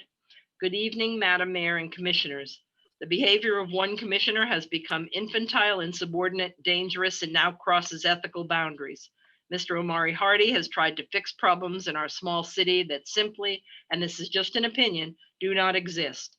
Lake Worth Beach has been a peaceful place to live. Sure, we have our share of crime, but who doesn't? Systemic racism isn't something that comes to mind when I think of the city I call home.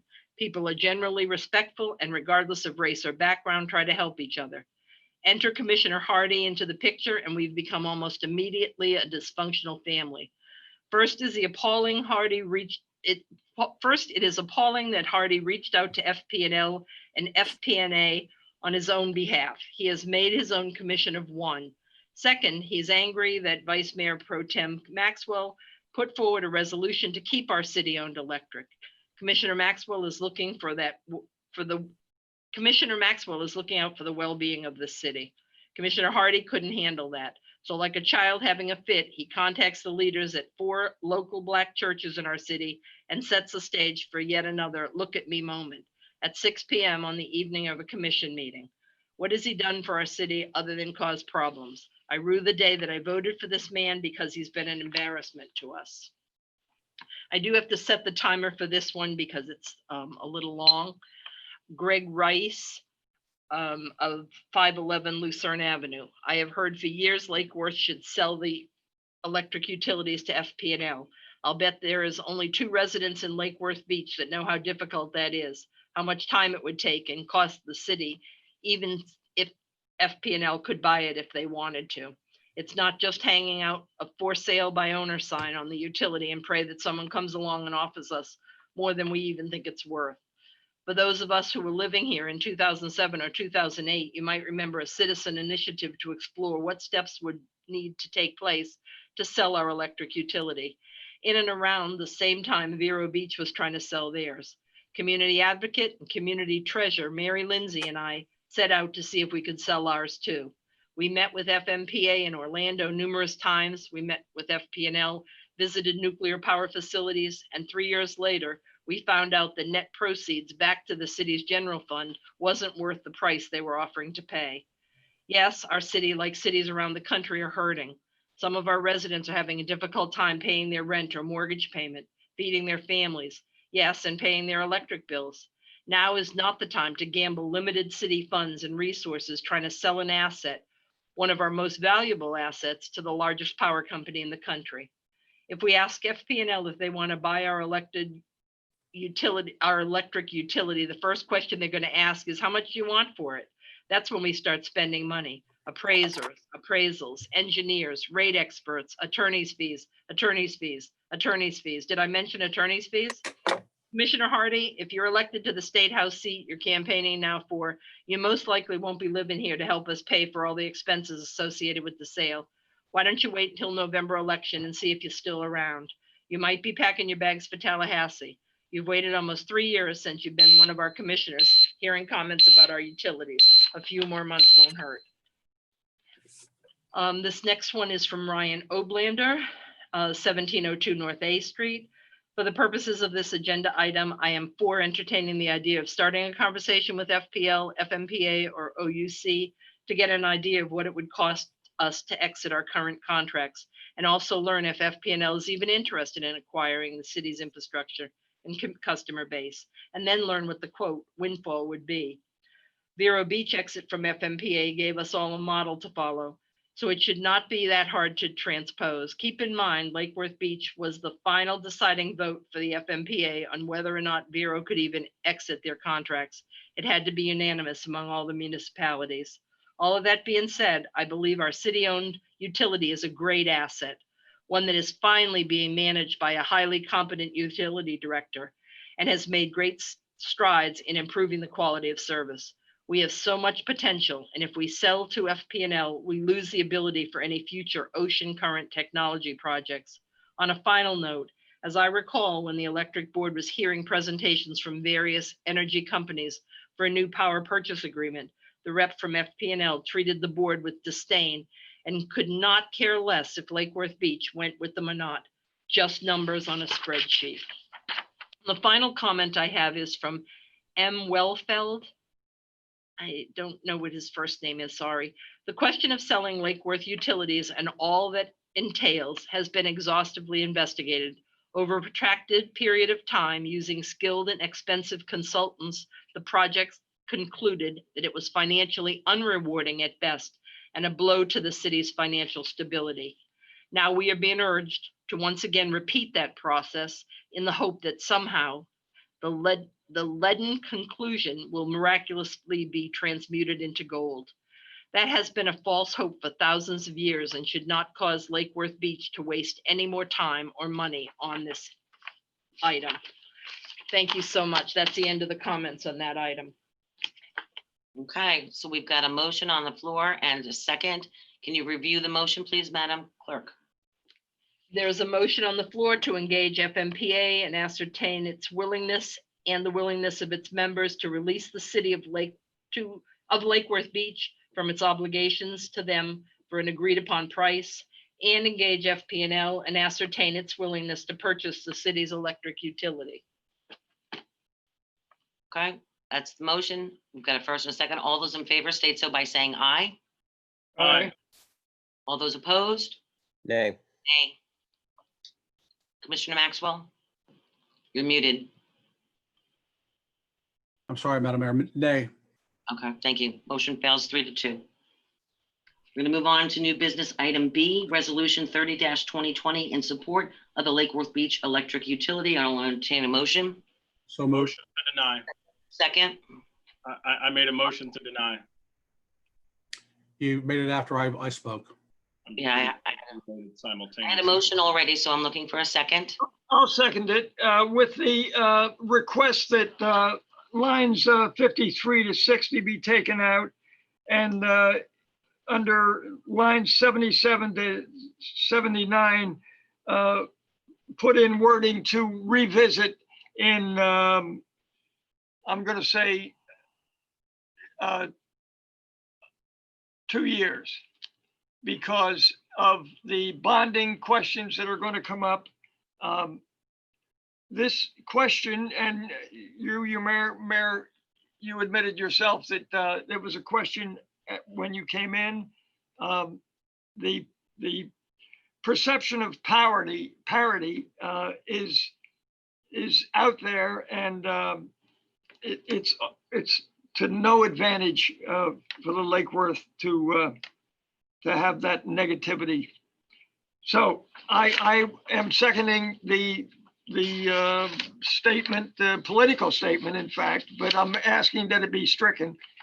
And Well, to the maker of the motion, or are you doing a superseding motion, or you're asking the maker of the motion to amend his motion? I'll, as a friendly motion, I will ask the maker to take out the whereas from 53 to 60 and to put in for the foreseeable future, the ownership remains to be revisited in 2 years. And you want that line to go where? I am asking that as a friendly motion to eliminate lines under the whereases, the numerous whereases of going back to the Puritans, from 53 to 60, and to change the section 3 to revisit in 2 years.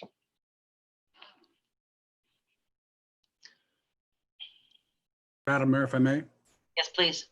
I appreciate the emotion from Commissioner Robinson. Unfortunately, a great deal of time and effort went into preparing this resolution, so I'm unfortunately cannot accept his modification of the resolution.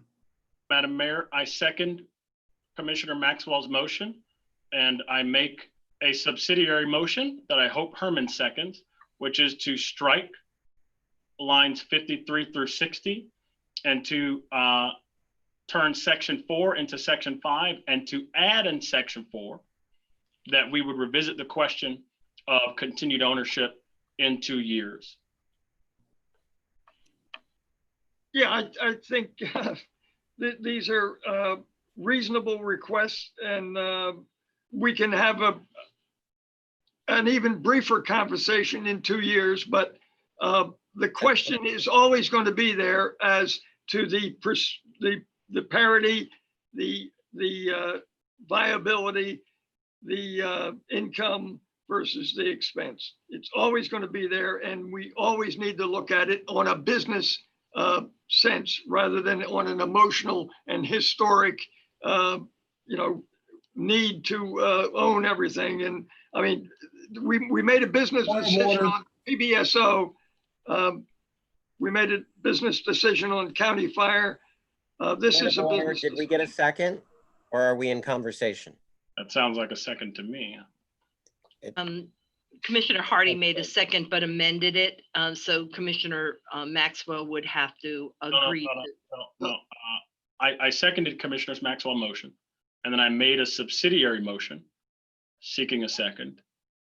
After having seconded his motion, I made a subsidiary motion to strike lines 53 through 60 and to move section 4 to section 5 and to turn section 4 into a section that says we will revisit the question of continued ownership in 2 years. So I would need a second from Commissioner Robinson, most likely, in order to try to strike that and add that. Can you read actually what that says? Because I don't have it right in front of me. Sure. It says. How does that reread? So lines 53 through 60, which I made a motion to amend to strike, says, whereas there is a movement by members of the commission to push the issue of selling the utility, which isn't factually true, but to push the issue of selling the utility at a time when it would potentially derail these significant changes and achievements, alters the vision of, I'm not sure how the sentence reads, alters the vision of a largely carbon-free electric supply for its residents and customers, and which through political posturing creates risk and uncertainty that undermines the city's ability to do the best possible job in negotiating financing for system hardening and reliability improvement program, SHRIP, impacts retaining and hiring Lake Worth Beach electric utility staff, and undermines the reputation that has been built over the past 8 years. And those are lines 53 through 60. That you want crossed out. And what's the part you wanted to add? So basically look at, if section 4 says this resolution shall become effective immediately upon adoption, I'm saying turn section 4 into a section 5 and add a section 4 in there that says that the city of Lake Worth Beach will revisit the issue of continued ownership in 2 years. That's the motion to amend the motion that's on the floor and has been seconded also by me. And I would need a second. And I have. Correct. So now, I guess the second motion has to be voted on first. Is that correct, Glenn? You're muted. The subsidiary motion would be voted on, which would strike those whereas clause and would add that section 4. And if that motion is then adopted, we'll take it from there. Let's see if that motion passes or not. Okay, so we've got a motion, a subsidiary motion, and a second. Commissioners Hardy and Robinson, all those in favor state so by saying aye. Aye. Aye for the subsidiary. All those opposed? Okay. Okay. Motion fails. So we go back to the original motion that was made by Commissioner Maxwell and seconded by Commissioner Hardy, which is as is written in the backup agenda. Is that not correct? We've got a motion and a second. All those in favor? Madam So Mayor. by saying aye. Mayor. We're voting, yeah? Yeah, well, I haven't spoken on the issue. Which one? The motion on the floor. The resolution. You didn't make the motion. The Commissioner Maxwell made the motion. Right, but I still have a right, Madam Mayor, to speak on the motion. Well, as a matter of fact, Madam Mayor, as the maker of the motion, I think I should be able to speak first. Yeah, I thought so too. Well, I also thought we called the question and we were voting. He didn't say he was going to speak. No, we didn't call the question. I thought someone, That was the last item. That was earlier. gee, you confused me so much, commissioners. All right, So- so Commissioner Maxwell, you lost your power? What? No, my computer monitors went to sleep. I apologize. Okay, Let me see. That's a little better. okay. Thank you, Madam Mayor. I started a little bit earlier to make this statement and it was corrected that it was inappropriate. So I'll make the statement now. And to your point earlier in the previous issue, a lot of time and effort went into making the decision that we ultimately made to not divest ourselves of the utility.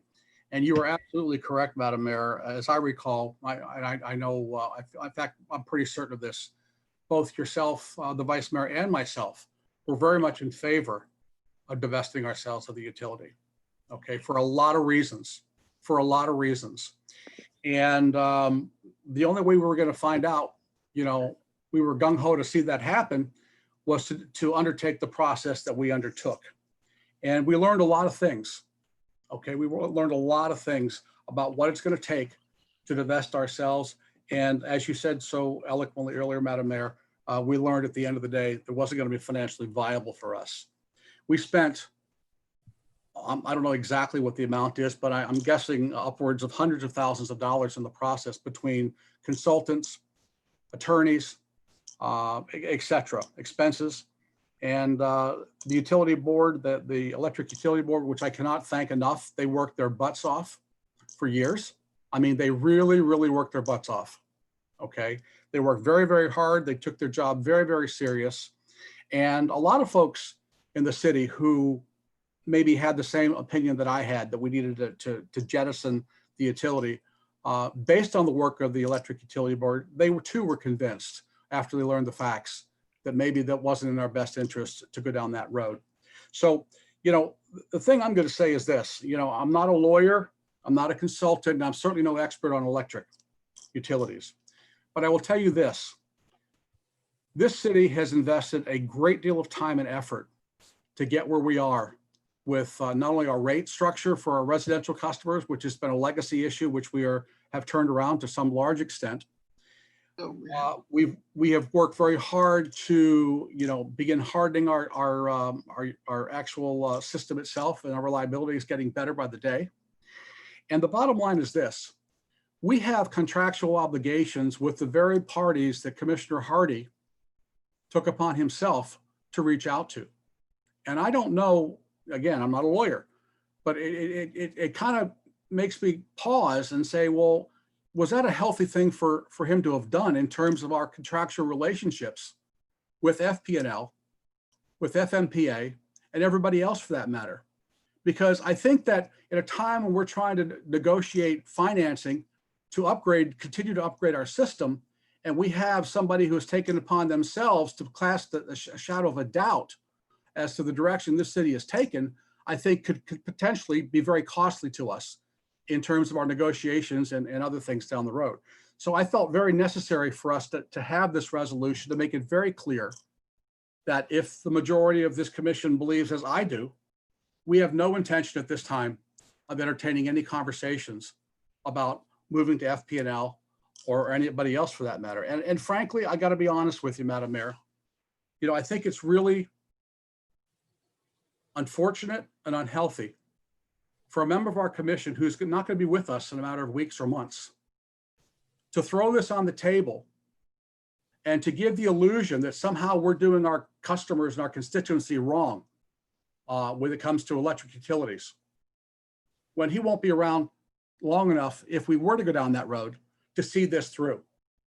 I think it was really, it's political theater at best, and it's self-serving. And I think it's despicable. And I think I just wanted to, make it clear, at least from my perspective, I don't know how the rest of you feel, that I have no active interest whatsoever in going in a different direction with what we're doing right now. Now, when the day comes that the citizens of our city rise up and say, hey, look, we start hearing more feedback that they want to go in a different direction, we'll have that conversation. But I haven't heard anybody have that conversation. So that's pretty much all I have to say. And I'm sure Commissioner Hardy will want to just pick apart everything I've just said, but that's what I feel in my heart and in my head, and that's where I stand. Thank you, Madam Mayor. Thank you, Commissioner Hardy. Yes. First off, again, I think it's laudable that you three on the commission conducted an investigation of what a potential sale might net us and what the utility is worth to us and whether it might be worthwhile to pursue a transaction. But the fact of the matter is you approached two consultants. You didn't approach FMPA and FPL to receive from them their valuation of our obligations to them and their, excuse me, I let you talk without interruption. Are you saying that I am out of order, sir? Or are you saying that I'm not on the topic? You need to speak directly to the resolution and not, excuse not me. repeat what you've already repeated in the previous. Excuse me. If what I'm saying is out of order, you just referenced the very actions I'm discussing, and you said that there are reasons in support of your resolution. I am referencing the same history and saying that there are reasons not in support of your resolution. If it's a point of order from me, if I'm out of order to discuss this same history, then you were out of order to discuss it. It was my item. It's my prerogative to say. Now, which is it? Say. Okay, and it's my prerogative to say what I have to say. Don't use point of order as a weapon to shut someone up who's saying something you don't like, sir. Excuse me. Now. Explanation as to how this resolution came to be. And I am disputing. Your previous. I am disputing the relevance. And you're both done at this point. Thank you very much. Thank you very much. City Manager, did you want to add anything? Excuse me, I'm entitled to have the floor because I wasn't finished. So, you know, I mean, I recognize that y'all don't want to hear what I have to say, but I would like to just say it and then we can move on. This was the same issue at the meeting in March where y'all don't want me to say stuff y'all don't want to hear. And it's the same issue. I don't want you to provide inaccurate information that hasn't been vetted. And you can feel free to dispute that when you have the floor. But I would like to be able to say what I have. You can have the floor as long as you're in the meeting. Thank you. Okay. Well, you know, if you stop interrupting me. Oh my goodness. That's okay. So okay. Yeah. City Manager. All right. You want to make one more point and then we're done. Now we're way over an hour and a half. Go ahead. Before I was interrupted, I said for all of the investigations that occurred, you didn't approach the people who mattered most, who had the most valuable information, which is FMPA and FPL. And the idea that we can vote for a resolution to continue owning this utility in perpetuity without knowing what it's really worth to an outsider and whether we can gain a financial benefit from consummating a transaction with an outsider is foolhardy. If you own an asset, you should be willing at any point to sell it if you get information that it's worth selling it. And y'all don't want, it would appear, information. And without information, I don't think I could support this resolution tonight. The utility has improved over the years, but the fact of the matter is you can call any number of people who live outside this city, and for all our hoopla about our improvements on rates and the Sustainable Reliability Hardening Improvement Program, whatever the acronym is, they don't see it. And we continue to lose people from outside the city who just aren't interested in investing here or aren't interested in buying a home or moving here because they don't want to put up with what they perceive as a bad utility. Now, are their perceptions necessarily in comportment with reality? I think we could dispute that. But the fact of the matter is, that's the reputation out there, and we can improve from here to kingdom come. But our reputation remains the same, and it's worth exploring the opposite of this resolution, which is why I cannot support it. So I appreciate Commissioner Maxwell's passion for his community. I appreciate his willingness to believe that because we explored an idea incorrectly 5 years ago, that we should cease. Point of order. Excuse me. That is, am I out of order? Am I out of order? Okay. This is when we say our opinions, Madam Mayor. Point of order isn't because you disagree with the opinion. There are facts. There are facts. And just because you say them confidently, Madam Mayor, before you unduly point of ordered me, as I was saying, Commissioner Maxwell may believe that because we explored a process 5 years ago incorrectly and approached the wrong people, that we shouldn't do the right thing now, which is explore a sale and approach the right people. And I don't believe that he's right there. I believe he's wrong. I will be voting against this resolution. You know, I appreciate the passion brought to this item by all people on all sides. And I like the fact, I would like to say, I apologize. I would really like to apologize to our electric utility workers at this point, especially all the IBEW workers that are working on our SHRIP program right now. The union-backed IBEW is putting up and hardening our system in amazing ways and making our utility more valuable, more reliable than any other utility in our area. Just look at the last hurricane that came by. The other utility, which there are many utilities that we could be speaking with, you know, Commissioner Hardy, there's not just one. But if we were speaking to any of those utilities, we could say that in our area specifically, when the last hurricane came, we didn't have any outages that were storm related, and they did. And in fact, they're asking for a rate increase from the utility right now. We have a great relationship with FPNL, and we have a great working arrangement with FPNL, and Ed Liberty is constantly speaking with people in both areas of the electric utility. We've got a fantastic relationship with FMEA, and I think in the middle of a global pandemic that you want to threaten people's jobs when they are a necessary job in the middle of this pandemic. You want to order.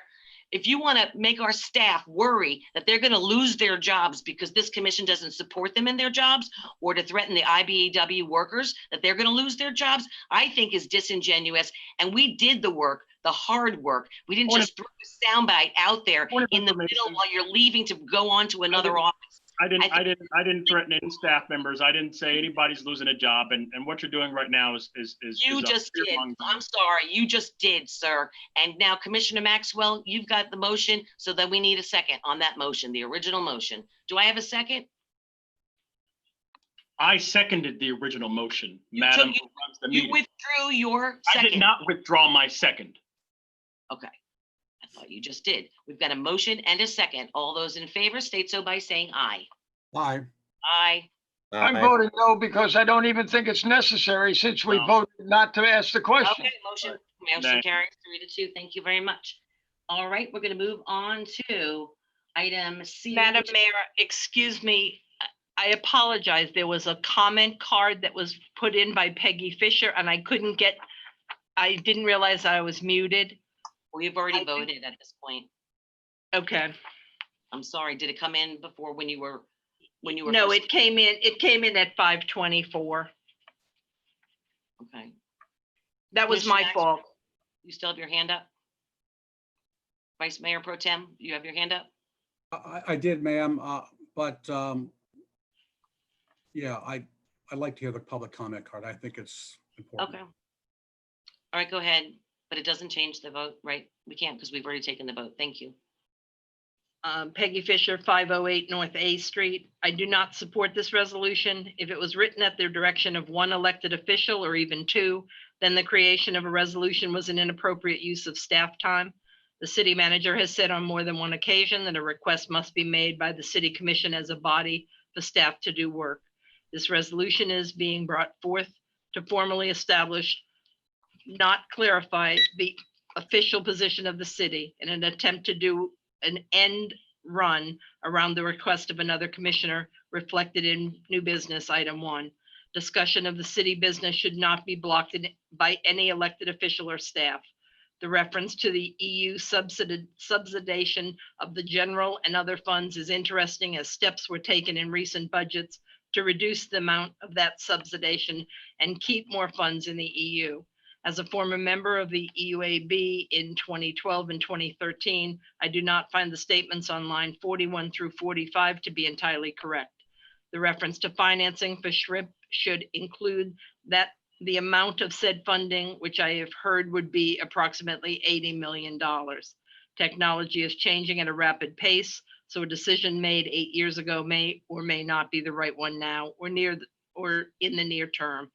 If a definitive statement must be made about the future of the EU, it should be done after current discussion of the topic by the full city commission and by the public. There have been many items added to recent ballots asking for voters to express their desires, from Heights to get the Gulfstream Hotel reopened to the lease of a nature preserve along the intercoastal waterway to Palm Beach County. A question on this topic should appear on the March 2021 ballot. That's all I have on this item, Madam Mayor. Okay, thank you. We'll move on to item C, enacting a new moratorium on utility shutoffs. That was brought up by City Manager. Do you have something? I saw your hand. Oh, that's my hand. Okay. Commissioner Hardy, that was from before, sorry. Yeah, so this is my item on enacting a new moratorium. I move I just want to make sure I'm looking at the resolution here because it had a few parts to it. I move to enact a moratorium on utility shutoffs retroactive to July 17th, 2020. And to develop a criteria for evaluating whether the moratorium should be lifted, and to establish that the moratorium should be lifted only when the criteria for doing so have been met. That's my motion, and I hope to get a second, probably from Commissioner Robinson, given the way that things are going down here. Yes, thank you. So what are the exact, well, let's get a motion in a second, Commissioner. We've got a motion and I'm looking for a second. I made the motion. I got it.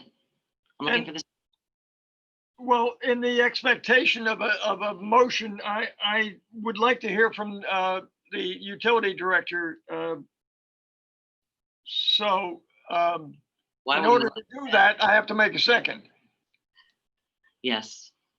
So So Ed, as per Commissioner Robinson's request, Yes, Madam Mayor. Commissioner, is there something in specific that you want me to address, or just speak to the overall issue and where we're at? and cost as well, Yeah. please. Yeah, I think we should develop criteria for removing the moratorium. And I think under our rules, as Commissioner Maxwell noted, being as I made the motion, I would have the opportunity to speak first. So basically, my piece here is that we enacted a moratorium in March. Why do we do that? Because people need to wash their hands. They need to stay home. They need to be able to cook their food when they're at home, keep the lights on, and so on and so forth. In addition to that, and at the time we had that meeting, 35 million jobless claims were not yet filed, but we realized that lots of people would lose their jobs. And that was another reason to enact a moratorium, right? And so, when we discussed, and I want to be clear, the moratorium was enacted through an administrative order by Michael, and what we voted on, I guess it was 2 meetings ago, was for a procedure to put people on a payment plan in light of the fact that the administrative order lapsed, or would lapse, and that's what we did. Now, I think that if we're going to put a moratorium in March for those reasons, which one of those reasons isn't true today? Do people not need to wash their hands right now? No, we need people to stay inside and wash their hands. People still need to stay inside, cook their food, and they need air conditioning right now. That's still true. There's still a pandemic. It's much worse in our community than it was in March. And in addition to that, we have the added concern of school being done at home.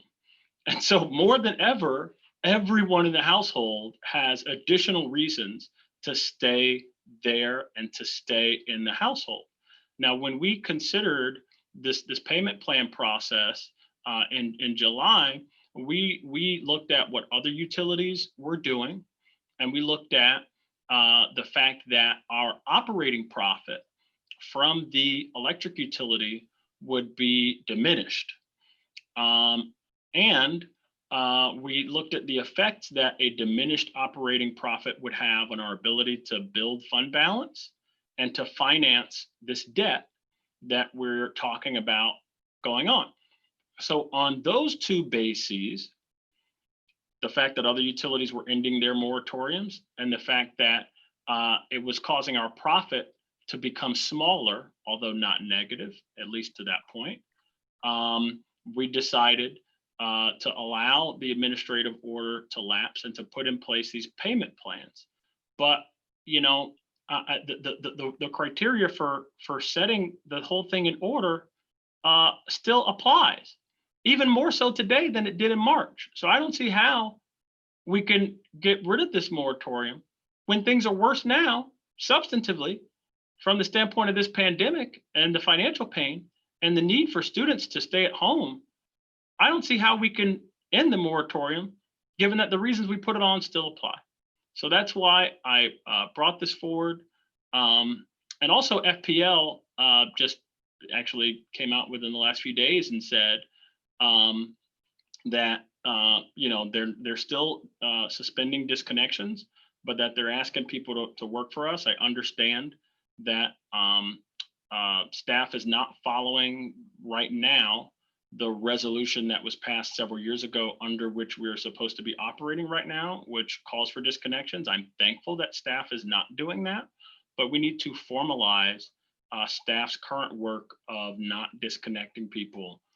We need to formalize that with a moratorium, and then we need to develop criteria that involve more than what's going on financially with the utility. And I think we need to explore alternative means of recovering the revenue that we have lost so far, at least temporarily during this pandemic.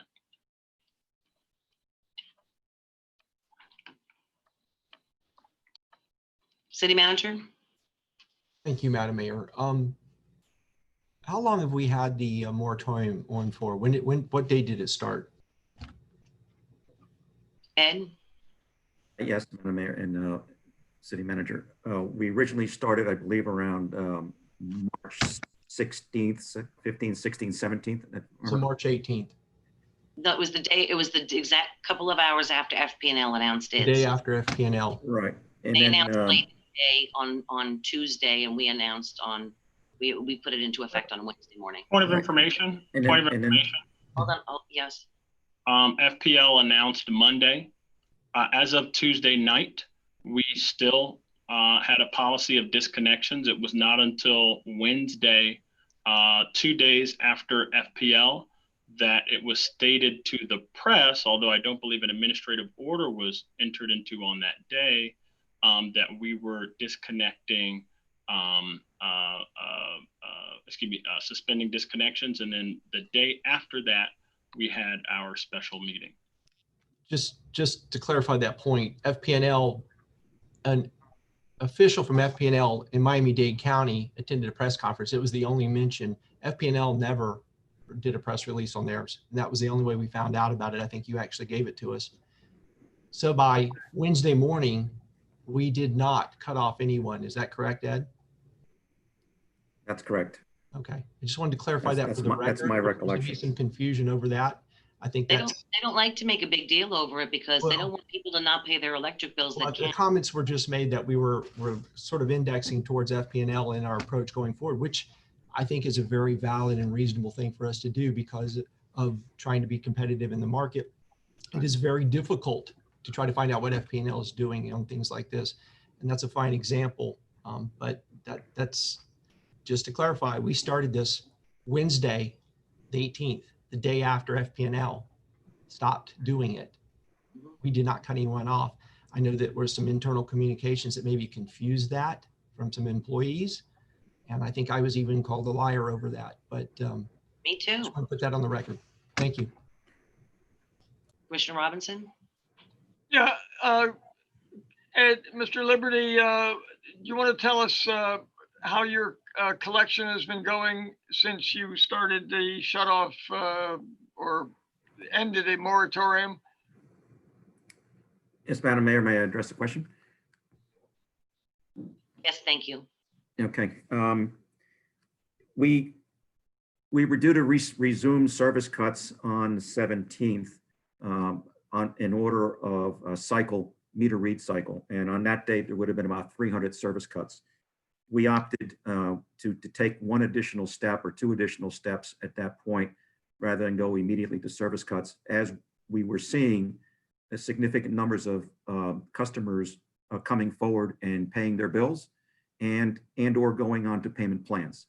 So there was a kind of a rush, if you will, into the process, people looking to get caught up. And that started sometime after the June 30th meeting, if I remember correctly. So we started seeing the numbers get better. So what we did starting on the 17th, though, we initiated a program, put staff in place to start making phone calls. Previously, that same two members of our staff have done an outstanding job, who made thousands of phone calls in the previous efforts to make customers aware of benefit plans or plans that were available to them. They started making phone calls to every customer that was in that cycle and have now continued to go through the process. So we had, as of the 17th, 1,165 accounts that were subject to cut at that time in total. only 300 of which came up on that particular cycle. So like 1,100 plus is everybody who was subject to cut, but 300 came up on that day. So that team has done a fantastic job. They've now called, they've made well over 400 phone calls. They've made 423 phone calls. They've actually been able to speak in person to 168 customers. And we've begun putting door hangers. So we've taken one additional step here, which is, or two additional steps. One is to call every customer who's on the list to be cut and get them a door hanger on their doors as well. In addition to that, we had already mailed notices to everybody that we were resuming cuts. And what it yielded was a significant number of payments coming in and customers electing to go onto the payment plan or actually have paid. So the numbers as of yesterday morning or this morning were in the high 900s. So while Friday they were in the high 1100s, as of this morning, they were in the high 900s. So there is evidence that customers do have the resources to either pay or to say, I can't pay now, but put me on the payment plan.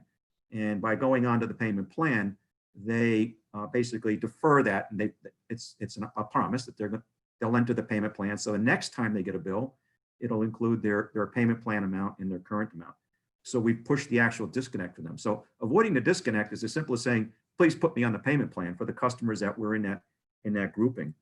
But what we are seeing is the benefit of customers who are actually coming in, not necessarily coming into the office, but they're making their payments and or going on to payment plans.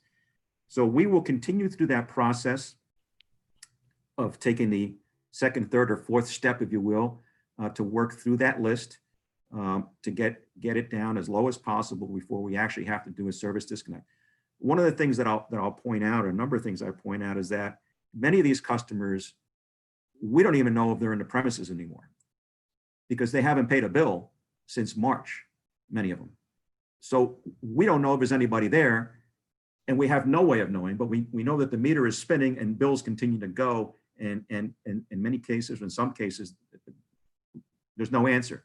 Now, the customers who we have been able to reach, and we've made, again, thousands and thousands of phone calls, and I've given you that data, ad infinitum, probably don't want you to see it again, but we have it, to get people to the agencies. Now, the agency has done a great job. They have since put 96 customers onto their plan for $38,000 and change. They continue to process. They have another 627, I'm sorry, another 301 that are being reviewed. They had 731 applications. So 627 have been processed, of which 301 are still being reviewed. And we know that we've actually gotten commitments on 96 and they're making payments.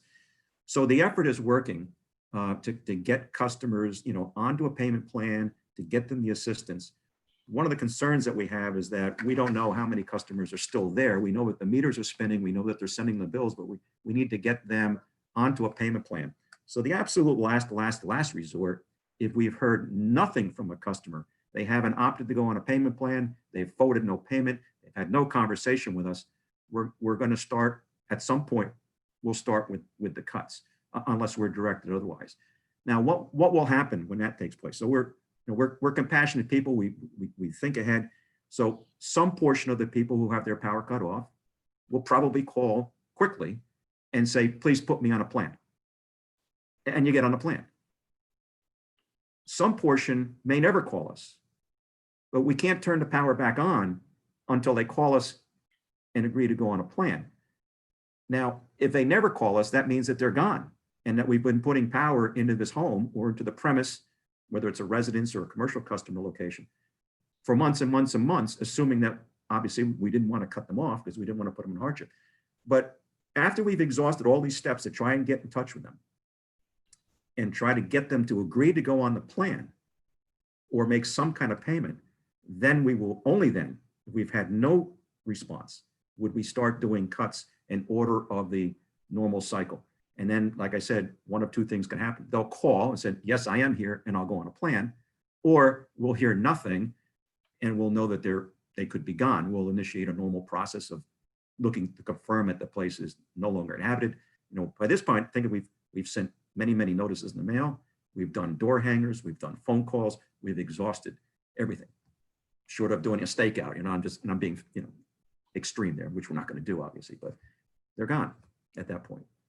Commissioner Robinson? That is, you know, and I think there might be some feeling that we somehow take pleasure in doing this. There's no worse day in this business other than an injury to an employee or a member of the public than to have to disconnect somebody's power. That's a last resort, and we're doing everything possible. But we also know that, you know, we do have bills to pay, and there's been a lot of analogies drawn to storms and things like that.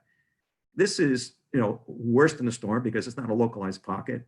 You know, we're continuing to buy power and deliver power into these premises without hearing from the occupants.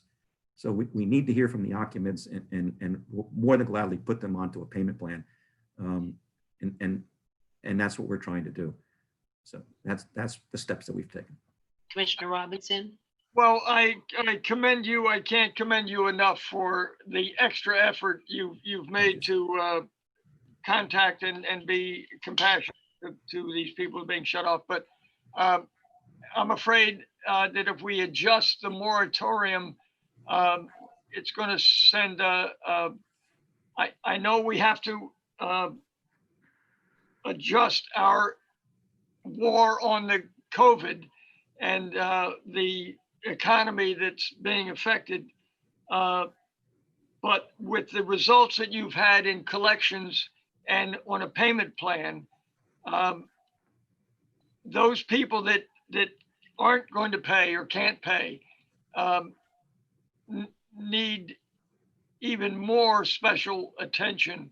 And when you do the door hanger, are you going to be able to identify whether the building is occupied or not? I mean, you know, I don't want to say, like you said, a stakeout, but more than one visit for a door hanger, or hopefully that's going to be a short list, and those people will be at the top of the visit list or whatever.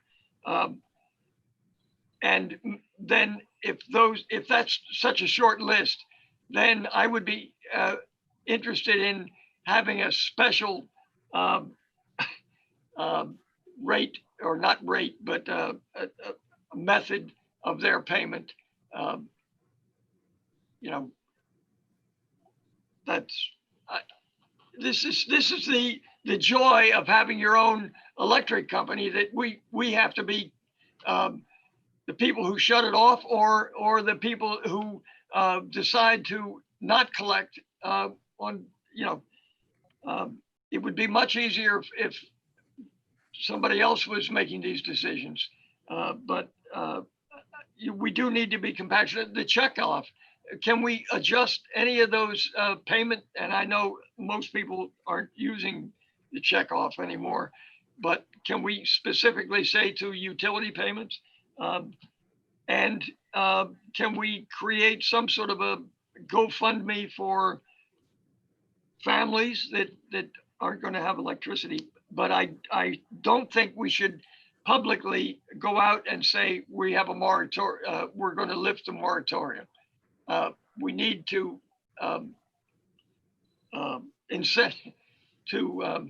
encourage people to adjust to the new normal. Thank you. I'm done. Madam Mayor, you're muted. Madam Mayor, you're muted. Okay, you were muted. It keeps remuting. I don't know. So you're not suggesting that we shut people's power off in the middle of a global pandemic, are you? I'm sorry, Ed? Yes, Madam Mayor. Okay, what is the cost again, all of this? Our, So if you did that, Commissioner Robinson, someone could come and track you down. in terms of our current aging report, is that what you're referring to, the current outstanding? Yeah, how much money by shutting people's power? I just want to know operationally, what are we looking at debt from not collecting these fees, and also with our, with amortizing the payment programs over the course of the years, what are we looking at not realizing for operations through, say, the rest of the year? Our current, Madam Mayor, our current aging report, which includes customers that are at least 30 days late and then customers that are at, up to 60 days late.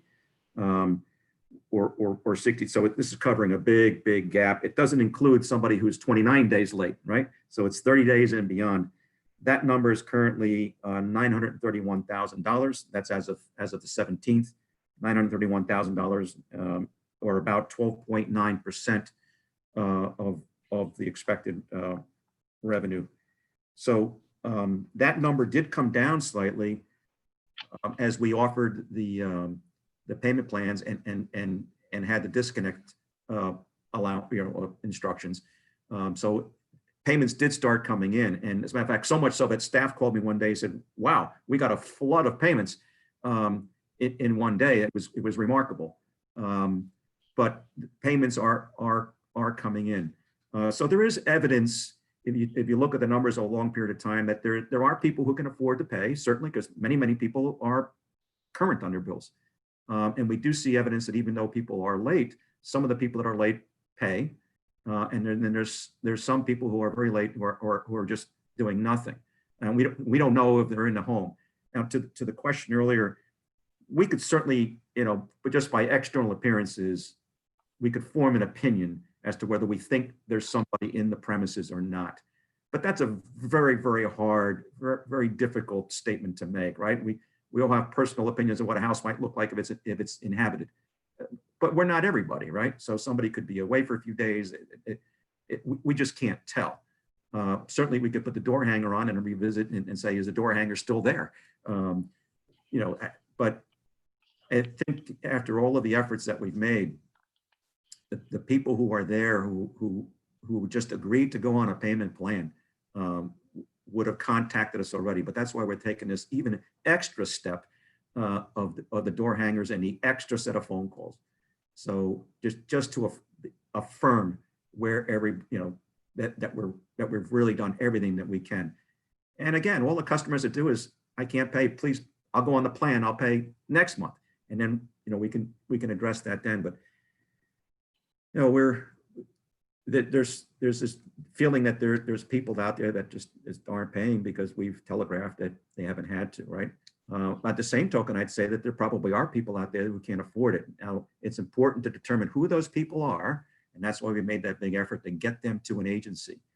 And as that cutoff, maybe that's the moment that causes them to say, okay, if I finally need help from the agency, and the agency has been working very hard and has been very supportive to get people the help they need.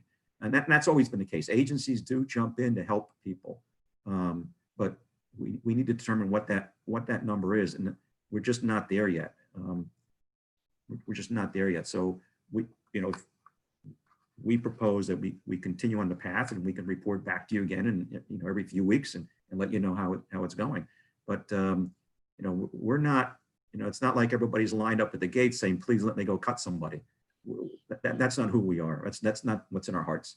But Never been that way. Right. We do have a business to run for you, and we're being very lenient, much more so than any other utility in the area that I'm aware of, in terms of how much extra. I mean, we take even more time than most utilities before we cut people off, and in terms of how much leniency we give, 27 days to pay the bill, another 7 days with an opportunity to get in and pay, and yet another 7 days, we call it 27/7/7, which is what Franco Bolito has drilled into me to remember. So we go a long time before we finally cut somebody off, and now we've been going for months and months and months. These numbers are big for the city. And by the way, I have my general utilities hat on. This is not just the electric balance. This is affecting electric, water, and sewer, and refuse. So this is all city utilities, not just electric. Commissioner Robinson, did you have a follow-up? I just, I'm going to suggest that we revisit this every month, and so that we get the numbers going down or going up. The virus has to be taken into account, and the quality of life of the investors, they're our people. This is what we've just committed to, that these are our people. This isn't just a customer of FPNL. This is Lake Worth, utility people. So it's an expense that we're going to have to bear because we've committed to a community utility company. Madam Mayor, I may add one more piece of information I think is pertinent to this discussion. Through this, we've also been adding customers. So we have increased our customer counts about 1% over the same prior period last year. So we're growing customer base at the same time. And we're also setting new peaks for the amount of energy that we're sending out. So we're a healthy enterprise in a sense that we're not shrinking in customer base and we're not shrinking in send out. We're actually growing send out and growing customer base. True, we have a situation where some customers are not paying right now. But every indication is that as disconnects loom, that those payments do come in. So we're not we're not going in the wrong direction, right? Other than just making sure we get this revenue in the door. And for customers who just can't, then we want to get those to an agency. But they at least have to be able to raise their hand and say, put me on a plan and help me get to an agency, which we've tried over and over and over again. So, we haven't addressed the other utilities though. Just FYI, I'd like to find out too, if we can have city manager or report in another meeting on, who shut off or gave a moratorium on water. Everyone forgets that our electric bill is not just our electric bill. So you're not comparing an FP&L bill to ours because ours includes water and sewer and other things on it. And we also put a moratorium on those penalties as well and shutoffs, as well as our electric. And I don't think that was properly represented in the media before as well. But Vice Mayor Pro Tem, you have your hand up? You're muted. Thank you. Thank you, Madam Mayor. Ed, thank you for the update.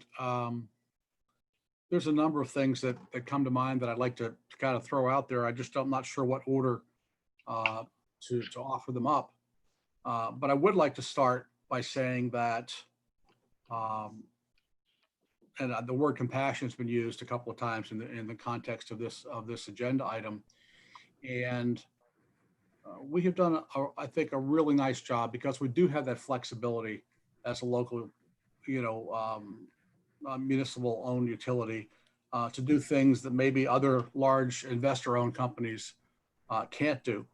So I think our history speaks to, our good intentions and our level of compassion. And I'm also heartened to hear that there's been a response, that you've had what appears to be, 18% of the folks that were lagging behind have kind of stepped up and said, okay, let's do something here. My concern, the biggest concern I have with this moratorium is as I reflect back on the conversation we had before, was I think there was some concern over the length of the repayment plan under the old or the existing lifting of the moratorium. And I think it was the comment was made that even at that number that we agreed on, it was going to be challenged for some folks to meet that obligation. My concern is twofold. Number one, we're sending another mixed message about what we're trying to do here. And number two, I think we're putting people in a position to where they're really going to get to the point where they really just cannot catch up within a 12-month repayment plan. So it begs the question, if we were to, lift or extend, if you will, the moratorium, are we going to have to come back and revisit the repayment terms as well? It's kind of like we're kind of chasing our tail here. I think that what I'd like to see here is some sort of a plan to actually reach out and, pardon the expression, touch the folks who have not responded. Maybe we send them a certified letter. Maybe I don't know, maybe we have to go knock on doors. I know that's a very laborious process, but you've done a lot of very positive and proactive things to try to, to reach people. But like you say, you do believe that there may be situations where the utilities are running and frankly, maybe nobody is living there. And these are unknowns, and we can't continue to work with that unknown. This is not a good situation for us to be in. Nobody wants to, within this pandemic, hurt anybody. Certainly none of us do. But we also, we need to look at the bigger picture, the big picture. And that is, are we doing everything that we possibly can do? And if the answer is yes, then I say we not extend the moratorium. Ed, can you comment on maybe the ability to reach out and do something different? Is it possible we could do something different to reach out to the unknowns out there? Madam Mayor, if I may. Yes, thank you, Ed. Frankly, we had not thought of the registered letter idea. It comes at an expense, but that's not impossible. Although one concern would be if somebody gets a registered letter, are they going to accept it, right? Or ignore it, especially one that comes from a city. They may ignore it, but it's certainly a step that we could consider. At this point, anybody who has, not answered the phone calls, not answered all of the mailers that went to them, not answered the extra round of phone calls, not answered the door hanger, would be at least have evidence that they accepted a registered letter that would tell us that there's somebody there. That could certainly be done as an extra step. But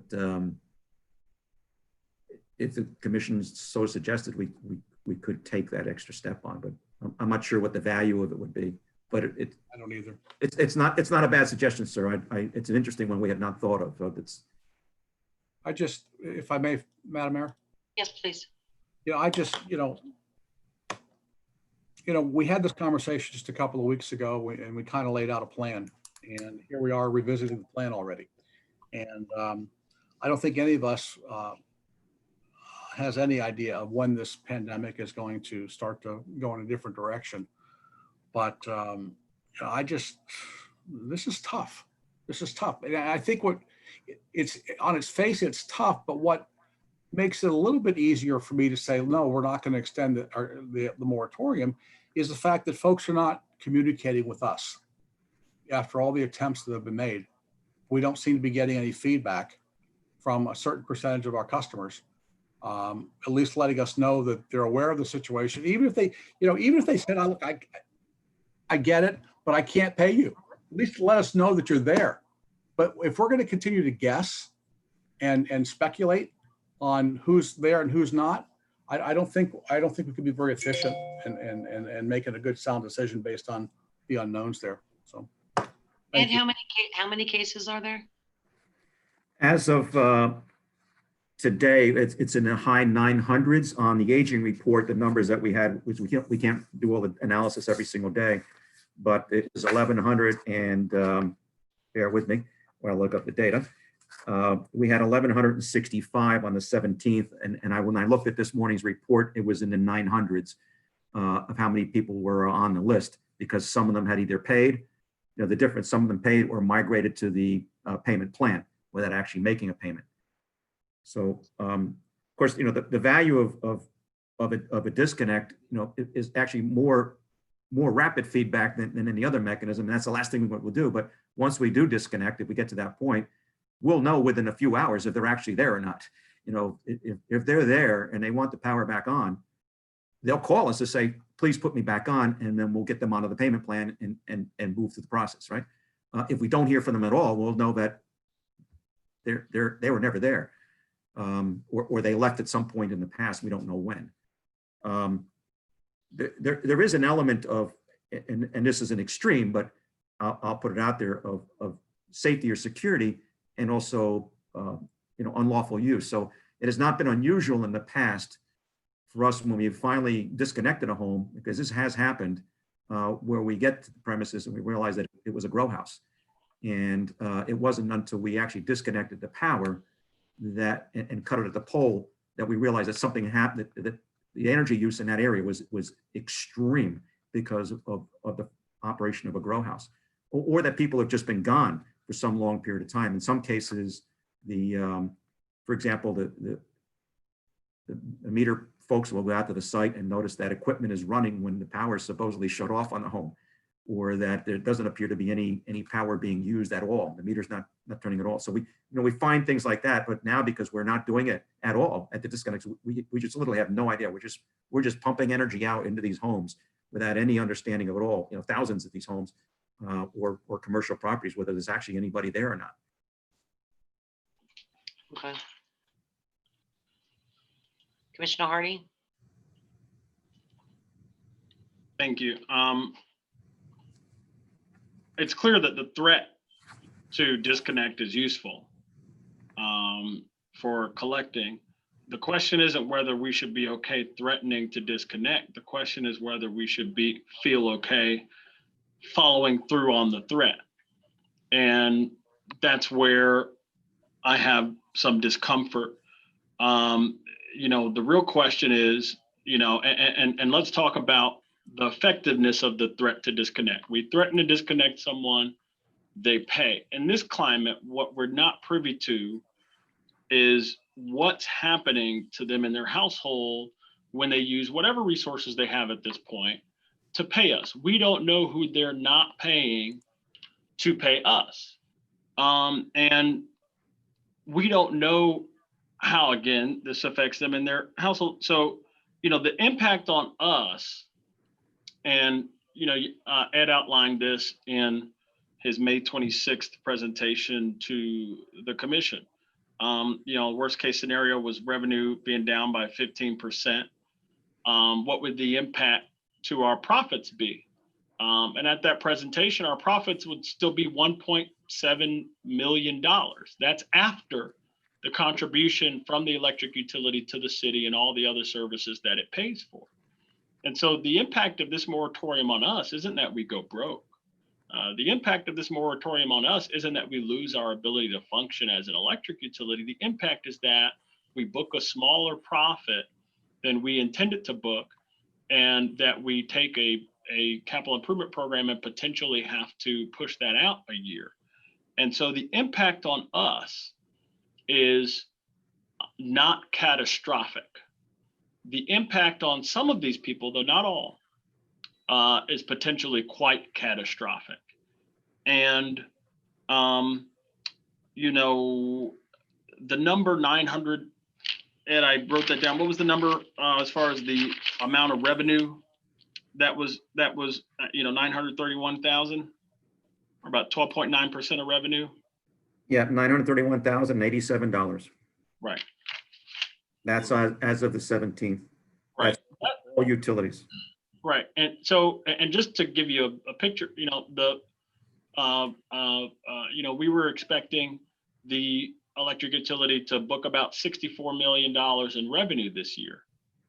So as far as the impact on us financially, again, we're talking about a smaller profit in the worst case scenario, which, $931,000 is not 15% of 65 million. So we're not at that worst case scenario. We're somewhere in between the worst case scenario and a non-COVID universe, which we would all prefer to be operating in.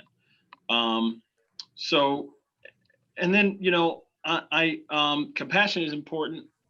It was mentioned here, it is important, but I'll give you a better reason than compassion not to follow through on the threat, frankly. And it's self-interest. And that's a less controversial reason than compassion. Folks need to wash their hands, stay inside, cook their food, remain in the AC, so on and so forth. Children need to attend school virtually right now. It's good for all of us that they be able to do that. It's bad for all of us, even if a small number of people are not able to do that because of a lack of financial resources. And on the last 2 points about folks not communicating with us or getting agencies involved, we obviously do want folks to communicate with us. But I want you to consider the psychology of somebody that doesn't have, and again, not to say that everyone in this list doesn't have money, but some of these folks don't have money.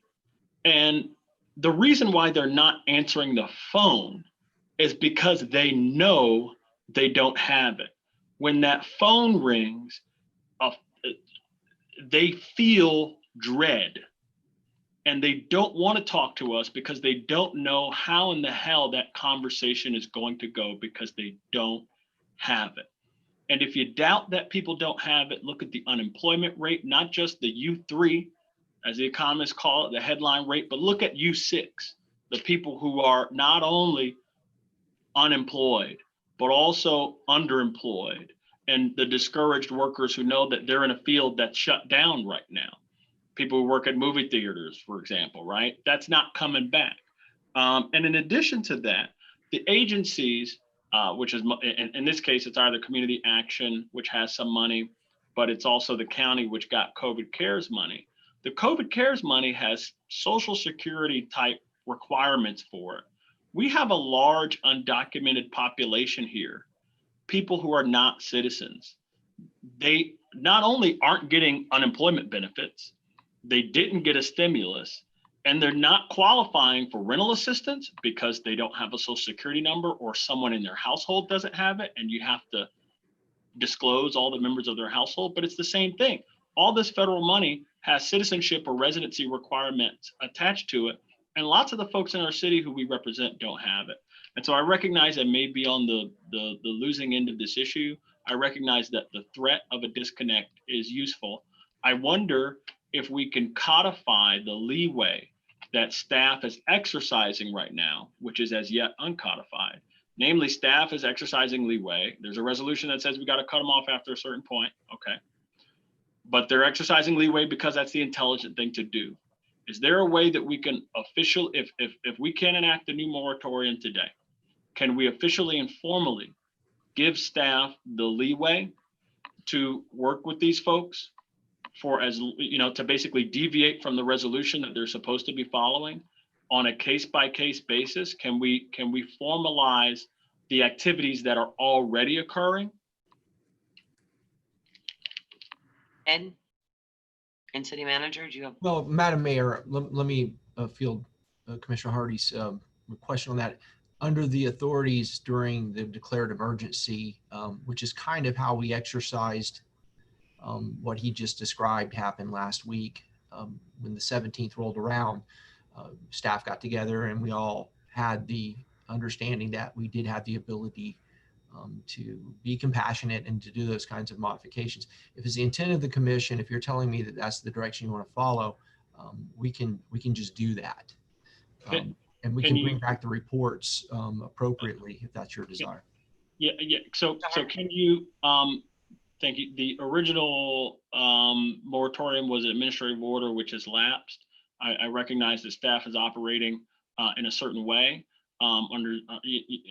Can you, in the same way that you enacted a moratorium, can you formally, in writing in some administrative order, direct staff or inform them that they, again, inform them formally that they have the leeway to deviate from that resolution on a case-by-case basis?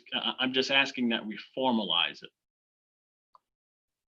If it's, and if the attorney's okay with that, if that's the direction of this commission, I think I have that ability to do that. But that's, again, I'm seeking direction from the body. What about, can we, I know that we've always in the past, according to history, we've run everything parallel with what FP&L does. Can we do like a version of this and then also say we could reevaluate when FP&L resumes its normal operations? We can reevaluate, we can bring this back before the commission again to decide where we're at as a community. Well, Madam Mayor. Yeah, I have the Vice Mayor's got his hand up. Hold on a second. Oh. Vice Mayor? I just wanted to weigh in a little bit. At some point, I totally understand. I grew up in this environment, single mother. I totally understand, but at some point, staff has gone above and beyond to reach out to these people. At some point, when do you say that they are just not going to pay? And the farther they get behind, the harder it is to get them out. And I understand people not being able to pay, but these are some of the people that have come to see me. I'm so glad you told me it was the 17th because I put myself on a payment plan and I paid my last $25 today. And if I didn't have that date, I wouldn't have been able to catch up. I've had other people come to me, and Commissioner Hardy said in a meeting that I don't have to pay my utility bill. And these are people that I know have funds, But the message that was sent that they didn't have to pay that. So they're not paying it. Or I told them, no, you need to pay your utility bill. If you're able, pay it. And then also growing up poor, prioritizing your bills. You know, your utility should come first, you know, next to food, but there's all kinds of feeding programs. You know, my mother used to tell me, you know, if you couldn't afford to pay anything, pay your car payment because you can always sleep in it. You know, and at some point we're enabling, you know, staff has gone above and beyond. And, you know, I sit in a lot of code meetings. If something gets to the special magistrate, that means they just have not responded. They have not done anything. You know, our city goes above and beyond to try to get help for people before they're fined for code violations, before we turn off their power. You know, I totally get it, but how long are we going to continue to let people and set them up for failure? Especially when, you know, they're not even returning a call. And, you know, I just think we're just kicking the can. And Andy, got something? I just wanted to correct the record on a number. I said earlier, we had on June 30th, we had 1,963 accounts subject to cut. That's when we were asked to go ahead to the next level. 1,900? Yeah, 1,963. I've gotten the data. That dropped to 1,165 as of the 17th. And then as of this morning, it was 914. So the number of people subject to cut has dropped, you know, by half just since June 30th, as people have migrated onto a payment plan and or made some form of payment or done both.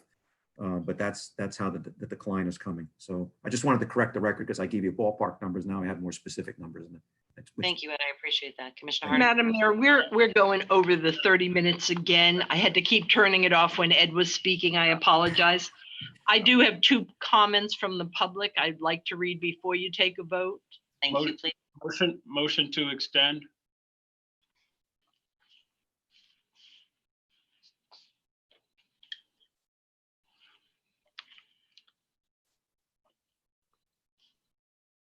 you're still muted, Madam Mayor. Oh. Do I have a second?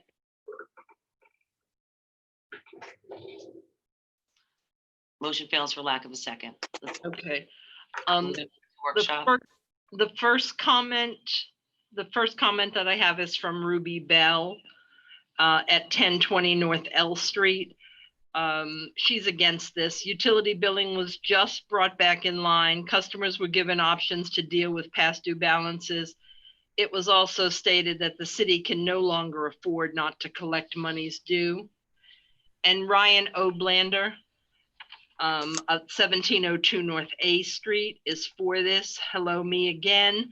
The fact that we can have an agenda item discussing extending the moratorium on your utility shutoffs is a great reason why we should maintain our own utility.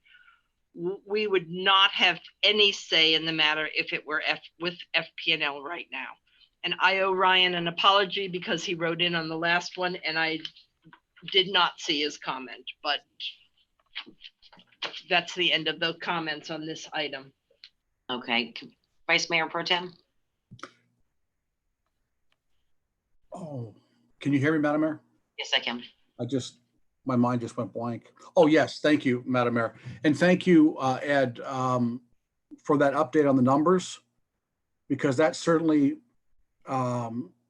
makes it a little bit easier for me now, because if I heard you correctly, we went from roughly 2,000 folks that were behind to, you know, half of them, you know, stepping up and making payments or whatever within, you know, and we're only what, 4 days removed from the 17th, the 17th number, the July 17th.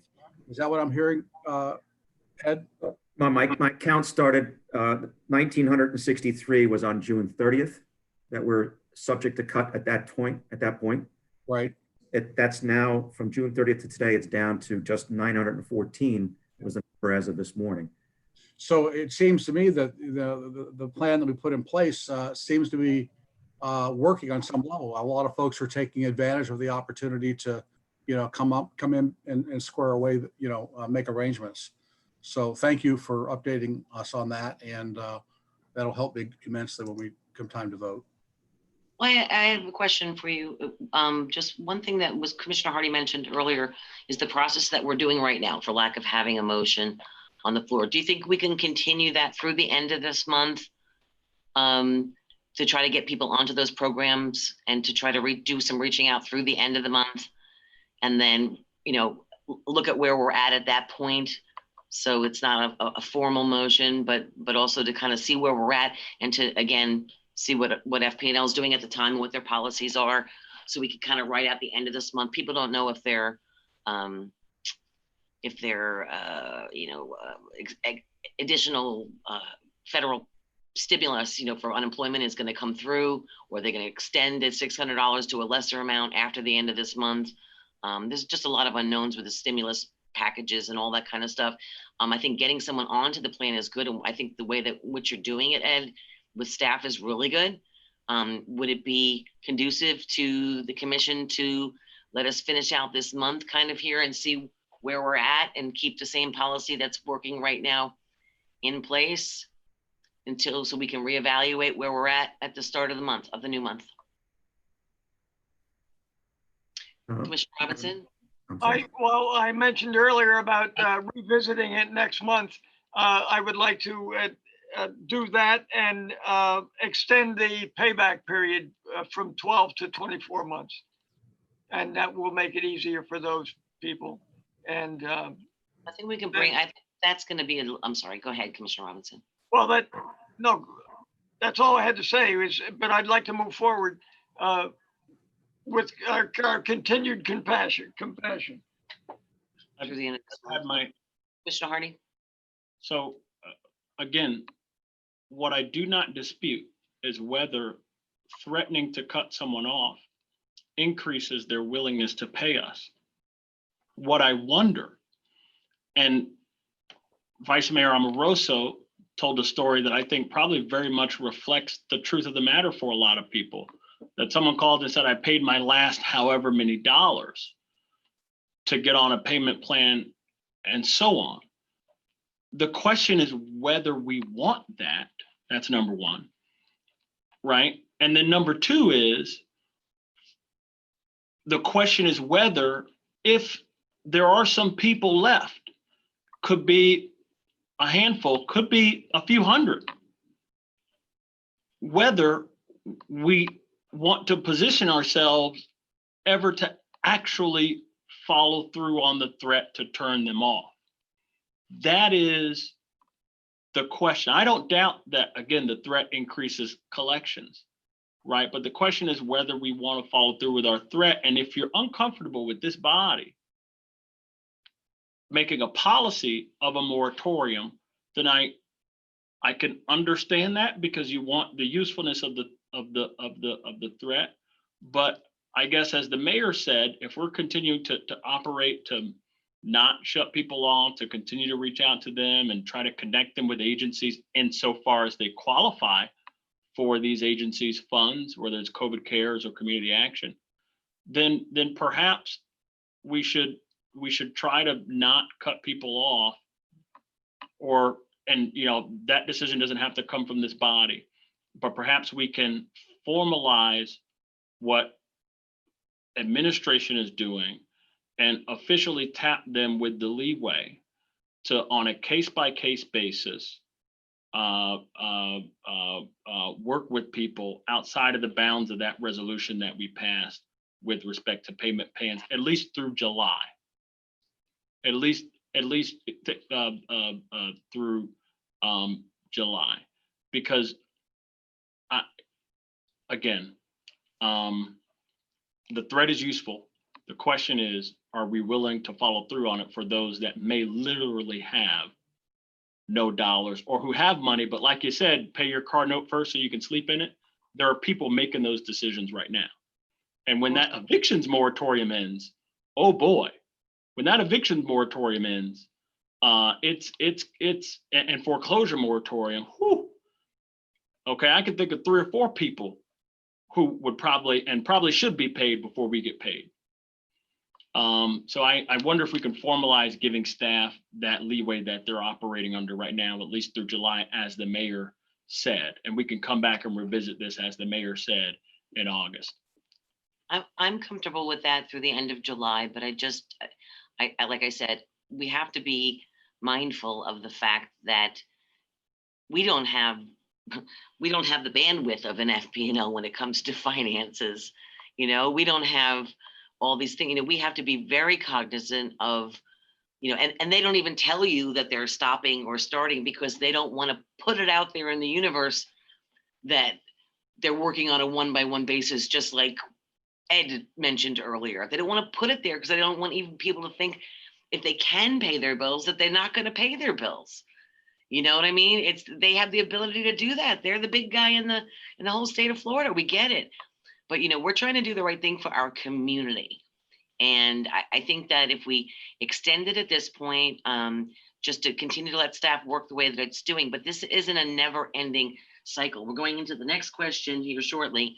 You know, how much can a city of 7 square miles financially do when we're also in the middle of a global pandemic. We also are going to have several issues that we're going to have to grapple with from our staff and our employees and our work environments and everything else. And we're going to be losing money left and right because of this pandemic in so many ways as well.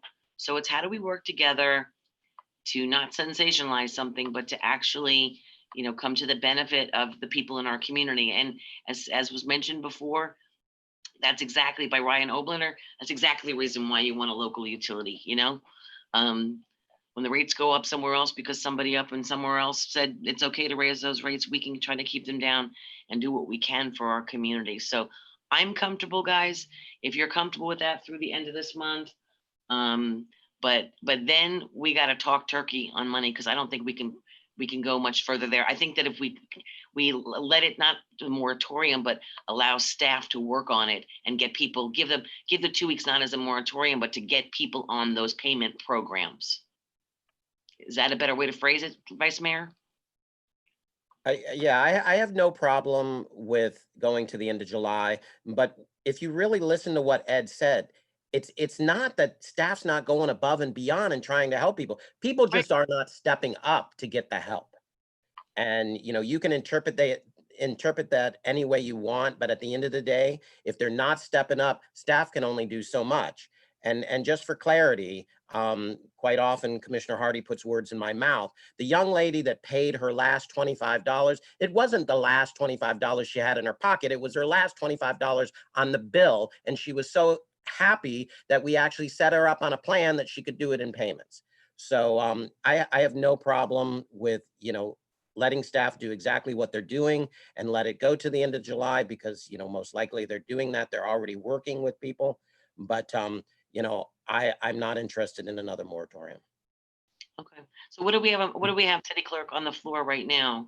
As a Madam motion? Mayor, there's a motion made by Commissioner Hardy and seconded by Commissioner Robinson to enact a moratorium on utility shutoffs retroactive to July 17th and develop criteria for evaluating whether the moratorium should be lifted and establish that moratorium should be lifted only when the criteria for doing so have been met. I will, as the maker of the motion, I would be willing to change it to a motion to direct staff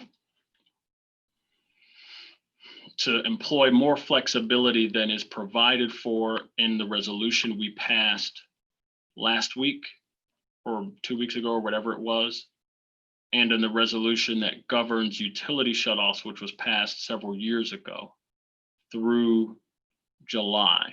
I think that's vague enough to not give people the picture that we don't want to give them.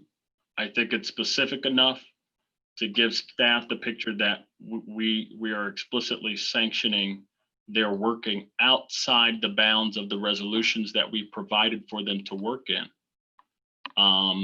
And we can revisit this issue in August.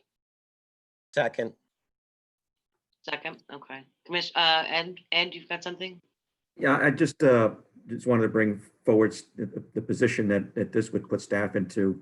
We as staff are unable to look into the individual home or business and determine whether they have the financial wherewithal, and putting us in a position to decide, up or down on an individual house and pass a judgment on the occupants is a very difficult position. Is to look at two, three, four, 500 and say, this group is okay, that group's not okay, this one's good, this person is okay to go.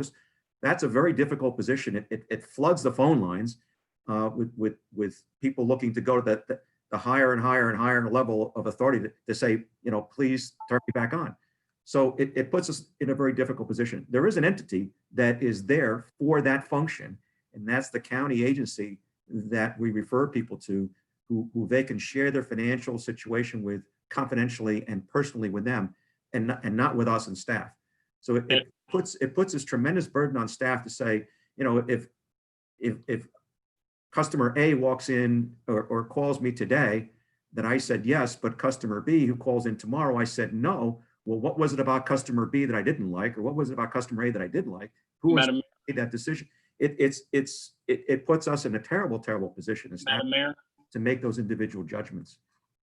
And that's what I believe the agency is for, who can really share their own personal financial situation with this agency to get them the assistance that they need, and evaluate whether they're really entitled to the assistance under those rules. Madam Mayor, Yes, Commissioner Hardy. in response to that, I would say it would appear that staff is already there. I mean, a conversation that I had with Christy says we have a resolution from way back when that governs when people get shut off. It is in effect. That's a conversation I had with Christy. In addition to that, we have another resolution that sets up a process for people to get on payment plans. It is in effect. Staff is not following, and strictly speaking, that resolution with the customers who were scheduled to come up on July 17th because it didn't make sense to. And that was a good judgment call on staff's part to deviate from the written policies that govern shutoffs and payment plans. So staff is already in that position that Ed described. All I'm saying is that we should formally sanction their continued use of their discretion. That's what that all we're saying, and correct me if I'm wrong, Madam Mayor, is keep operating the way you have been for the last 4 days. That's Right. that's what this, and that we explicitly sanction that because technically it's outside the bounds of the resolutions that govern staff's, how we deal with this. That's all we're saying. Well, I kind of understand what Ed's saying, but I mean, if it's more, is it cleaner to say, let's extend the moratorium to the end of the month? That might be cleaner. I would support that too. If Ed, you feel that you could do this for 4 days, but not for the next, 10 or 11 or however many days are left, I can understand that. And if it's cleaner, as the mayor said, to just extend the moratorium to August 1st, if that's cleaner and if it makes it easier for staff, and you can still keep doing what you're doing with these customers, and you would have a date to give them, then I'd be okay with that too. If I could get a second for that, I would make that. Matter of fact, I'll make that motion if I can get a second for it. But I'm just saying you should continue doing what you've been doing for the last 4 days, which is provide leeway to people that's not provided for in the resolutions that govern these topics. And I also think that the part that I mentioned earlier about FP&L, like we said, we've always tried to be in lockstep with our neighbors, you know what I mean, in reference to their policies as well. So we're doing this extra step that we know and getting to MUNF programs and our compassion programs, but we should also be monitoring FP&L too, to see that, we've got to take that into account as well. But you actually had a second for your last motion, Commissioner Hardy. It was the Vice Mayor seconded it. Yeah.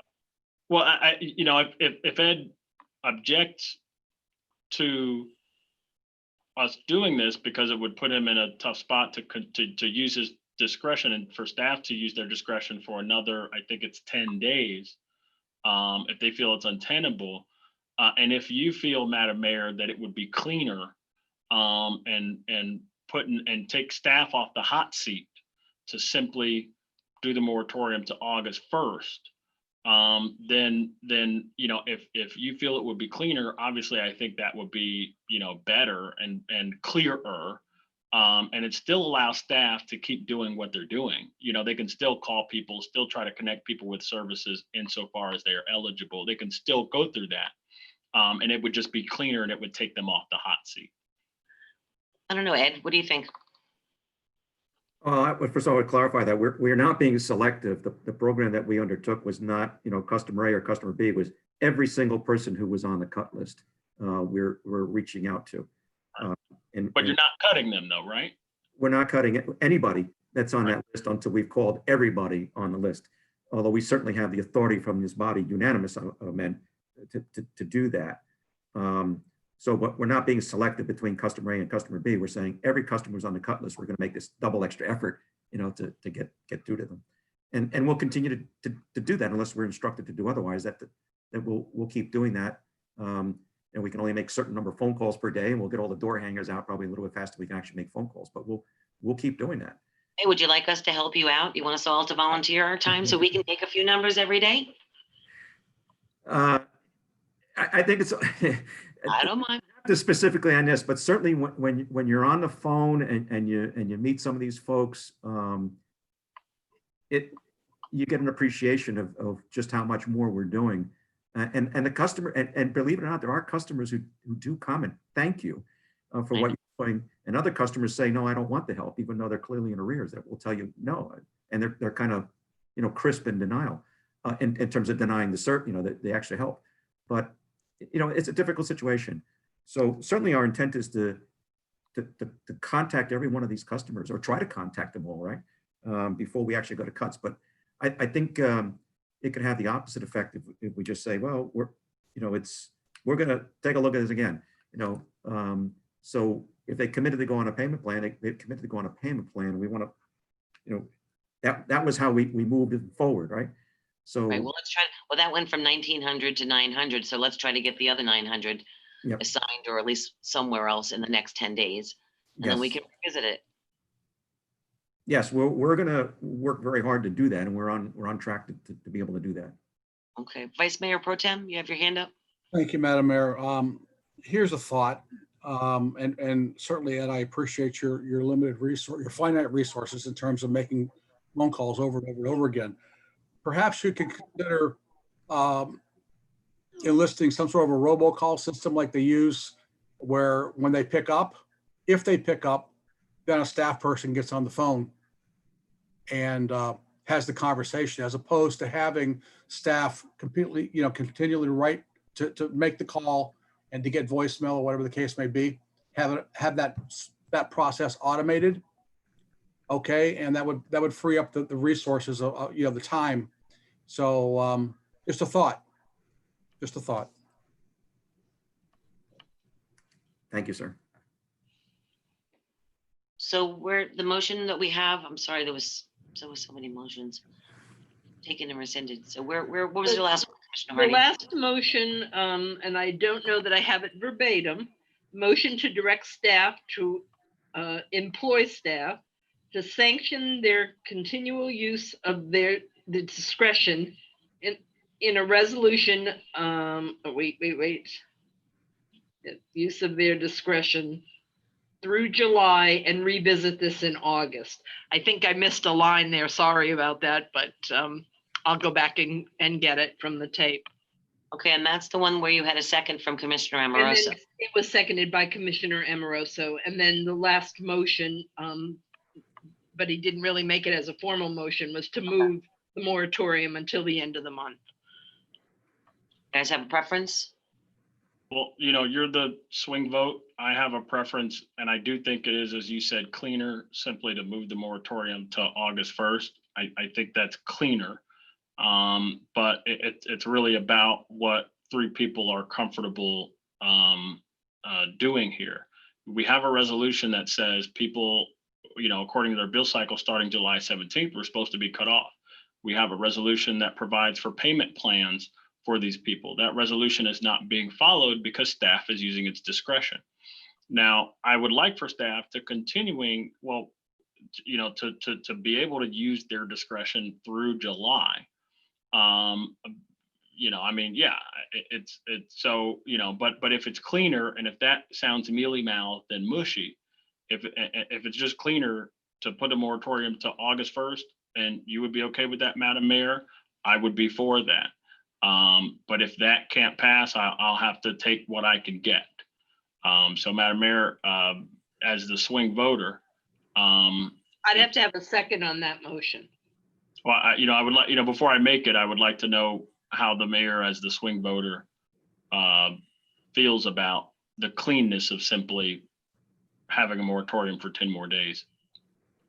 Vice Mayor, you had the second on that first motion. You had your hand up. Yeah, I'm a little confused. When did you become the swing vote? I Yes. didn't see that in the memo, but after conversation with Ed, I kind of agree with Ed that, you know, we've set this up.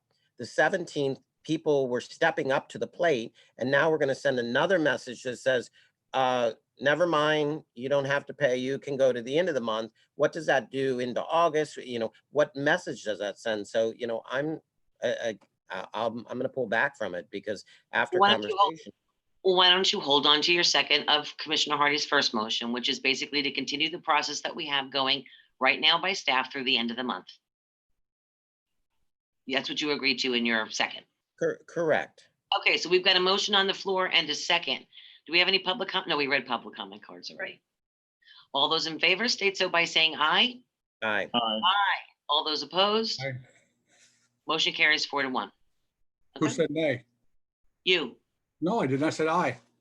Oh, sorry. I heard nay too, but Okay. that's okay. Motion carries unanimously. Write that down. What time is it? Hold on. 9:29. Okay. I need a potty break. I'm sorry, guys, but I do. So let's just go as Or any quick. other items? There's One one item left. And it's a discussion item, which always tends to go really long. I'll make a motion to put, when's our next regular meeting? August 4th. We have a special meeting on the 28th. Okay, so I would be willing to make a motion to postpone. My concern is whether the governor will extend his eviction moratorium, which ends on, I think, August 2nd. Yeah. I just don't want us to have not had a discussion about it before the moratorium expires, but you know, I'll make a motion.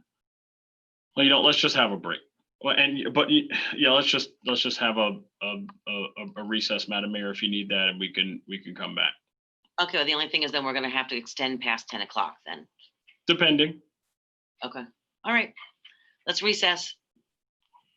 Thanks, guys. I'm gonna turn this off. My mouse is flying all around.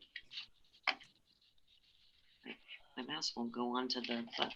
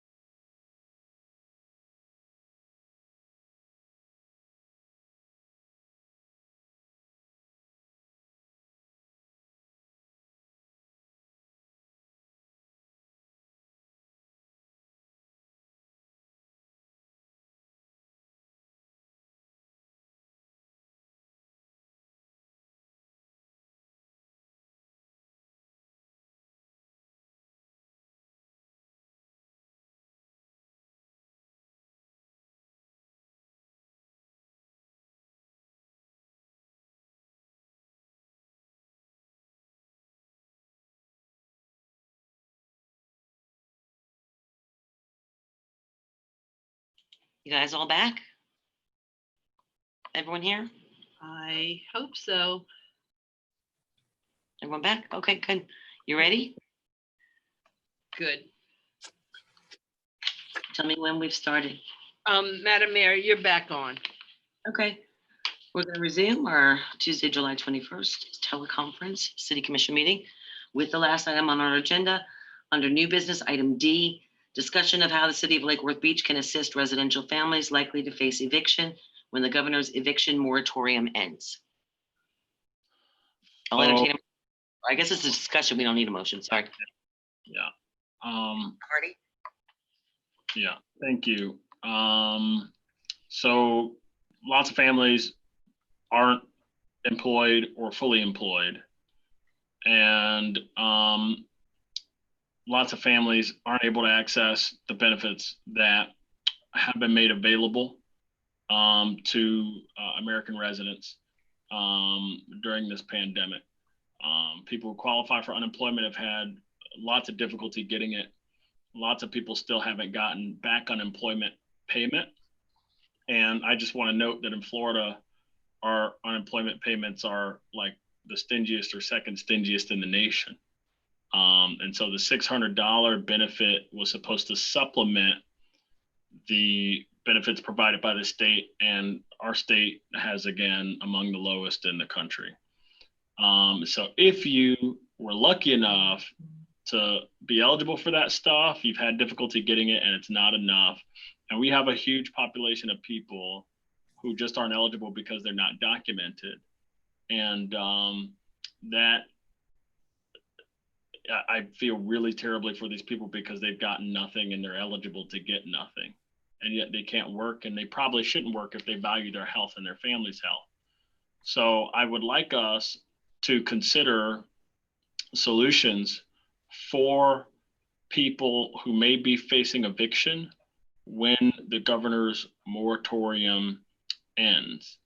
And that's, you know, these solutions could be working to connect people with resources at the county. I know that there are some agencies, even agencies in town, that literally have just employed connectors, people who literally just connect people with the resources. This one agency in particular is not providing resources to everyone, but literally they're connecting people to the county's resources, helping them fill out their applications, making sure their applications are right, ensuring that they qualify, and so on. In addition to that, I think we should work hard as a city, make it a city imperative to identify rental assistance resources that are not coming from the federal government, right? Because any money that's coming from the federal government has some citizenship stuff attached to it. And again, that helps some people. It doesn't help a lot of the families in our community. And then, the last piece is, what happens? The eviction moratorium did not put an end on people filing for evictions. It just put an end. It didn't put an end on adjudications. It's my understanding. It simply put an end on the last piece, which is the writs of possession being issued. And there was a newspaper article about a month ago where Sharon Bach was basically saying there are a bunch of people in the hopper. All we have to do is issue the writs.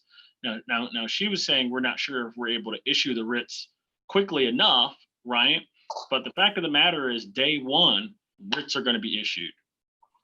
And at that point, it's a matter of enforcement with PBSO and Sheriff Bradshaw, and discussions that and an email that I sent him about another matter has made it pretty clear that he believes in enforcing everything and not, selectively stalling or not devoting resources to stuff because he thinks it's a bad thing to enforce. He's going to enforce the writs when they come across his desk with whatever bandwidth that he has, because he believes in enforcing the law.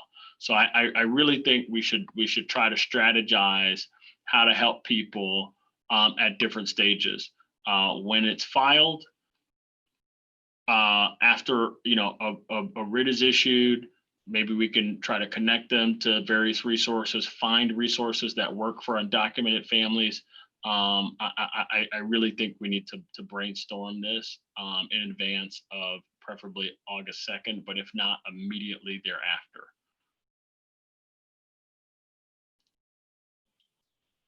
Okay, anyone else? I do have a comment card on this item. Okay. You want to hear it? Yes.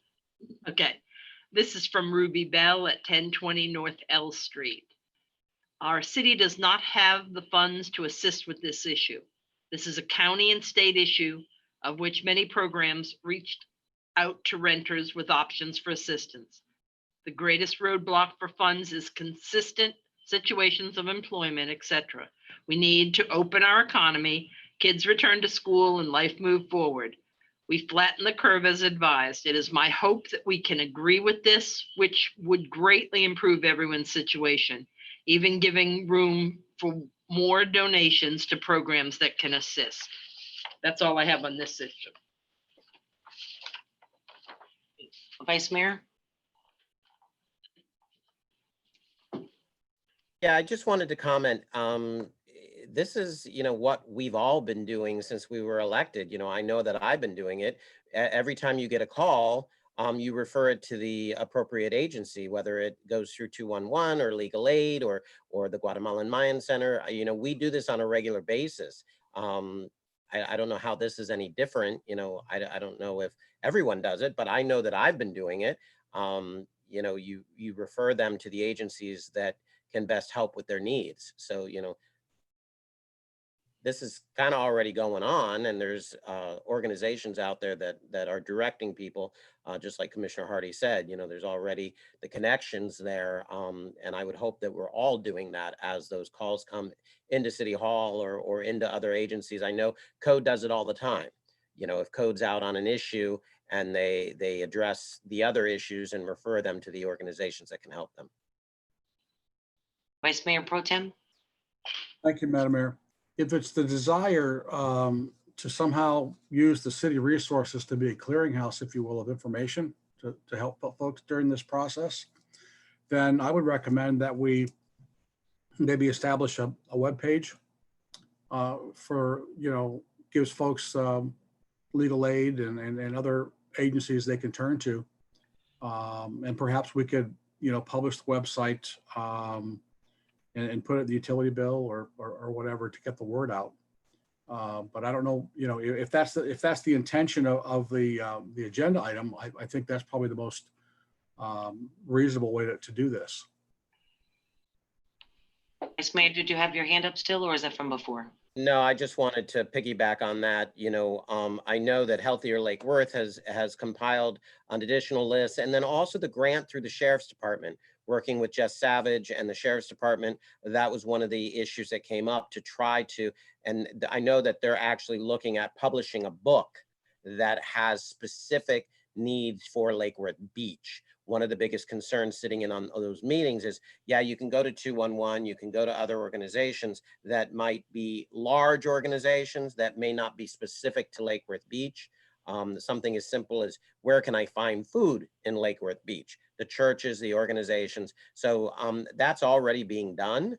And I think we're, the pandemic has kind of, put a stop to some of those meetings, but we can circle back around with Jess and Healthier Lake Worth and see exactly where those documents and those pieces to move forward are, and then, maybe add to the website. I would want to say one thing though, because Vice Mayor, just like you said too, a lot of people call me as a last resort when they're going through a serious situation, and I take it very seriously. Sylvina, our assistant, can attest to that. Going through and some of the lists that we have, I know on those flyers and brochures that we have in front of our commission offices haven't been updated, some of them, in quite a long time, and a lot of those organizations don't. I know it'd be nice for us to get on this, to put together a better list, an updated list, and because it changes frequently, the website idea is a terrific idea too. If I won the lottery, the Powerball tomorrow, there's a lot of things I would want to do to help people out in this pandemic situation right now. As a city, we don't even know what we're in for, and we've got a lot of you know, we don't have the ability to fund that kind of program right now, but I would be very happy, Commissioner Hardy, you get up to the State House, you help us find ways that we can do this, you know, better, you know? Commissioner Hardy? Well, I am certainly for adding information to the website to help people navigate to resources that they need. Now, I would also like to recall that we were one of the lowest participating cities as far as children logging onto the internet because they lack access to it. So that sort of resource is going to help some people, but not others, which is one reason why I feel that we should take a more active approach. And I'm not sure what that looks like. I mean, one idea would be, and look, there are people who are basically employed as navigators to help people navigate resources, but I think we all know that they're going to be working at capacity and that there are going to be people that they can't help because this crisis is tremendous. I mean, the one organization that I'm aware of that employed 2 people, you know, we're a county of 1.5 million people. You know, we have more people in this county than 11 other states have in their states individually. I'm not saying, you know, in aggregate, right?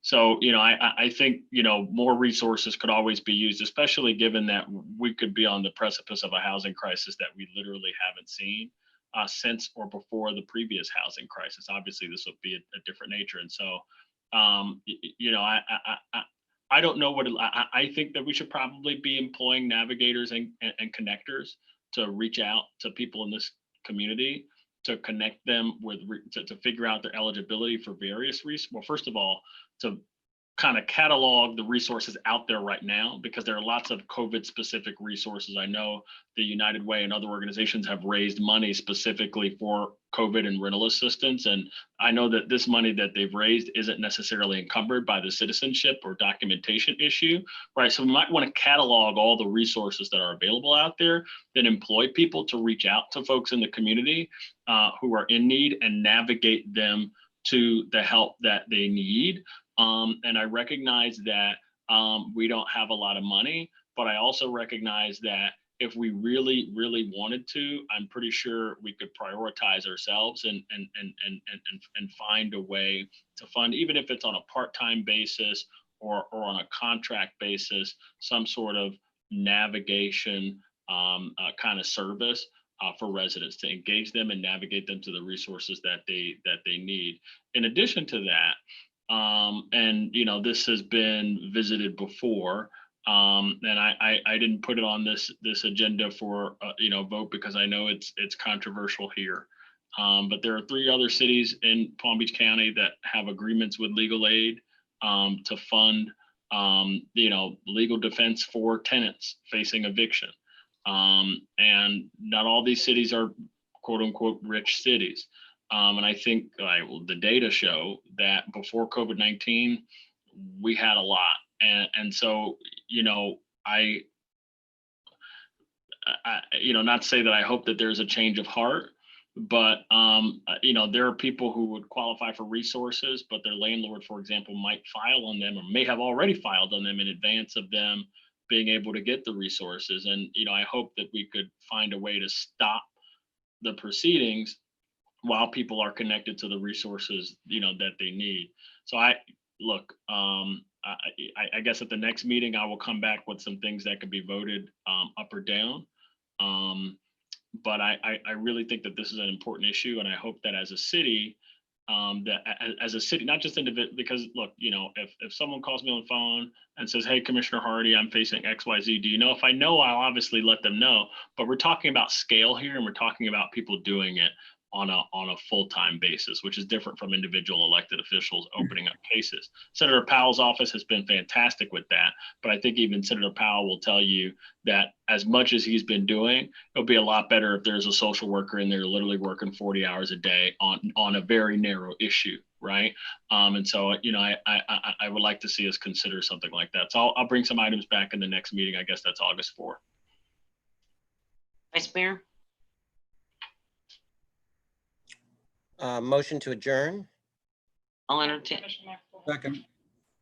Are we going to hear from the attorney or the city manager? Nope. All those in favor state so by saying aye. I'm sorry. Excuse me. Did we hear from the city manager? A report? No. Are You didn't we- have one, did you?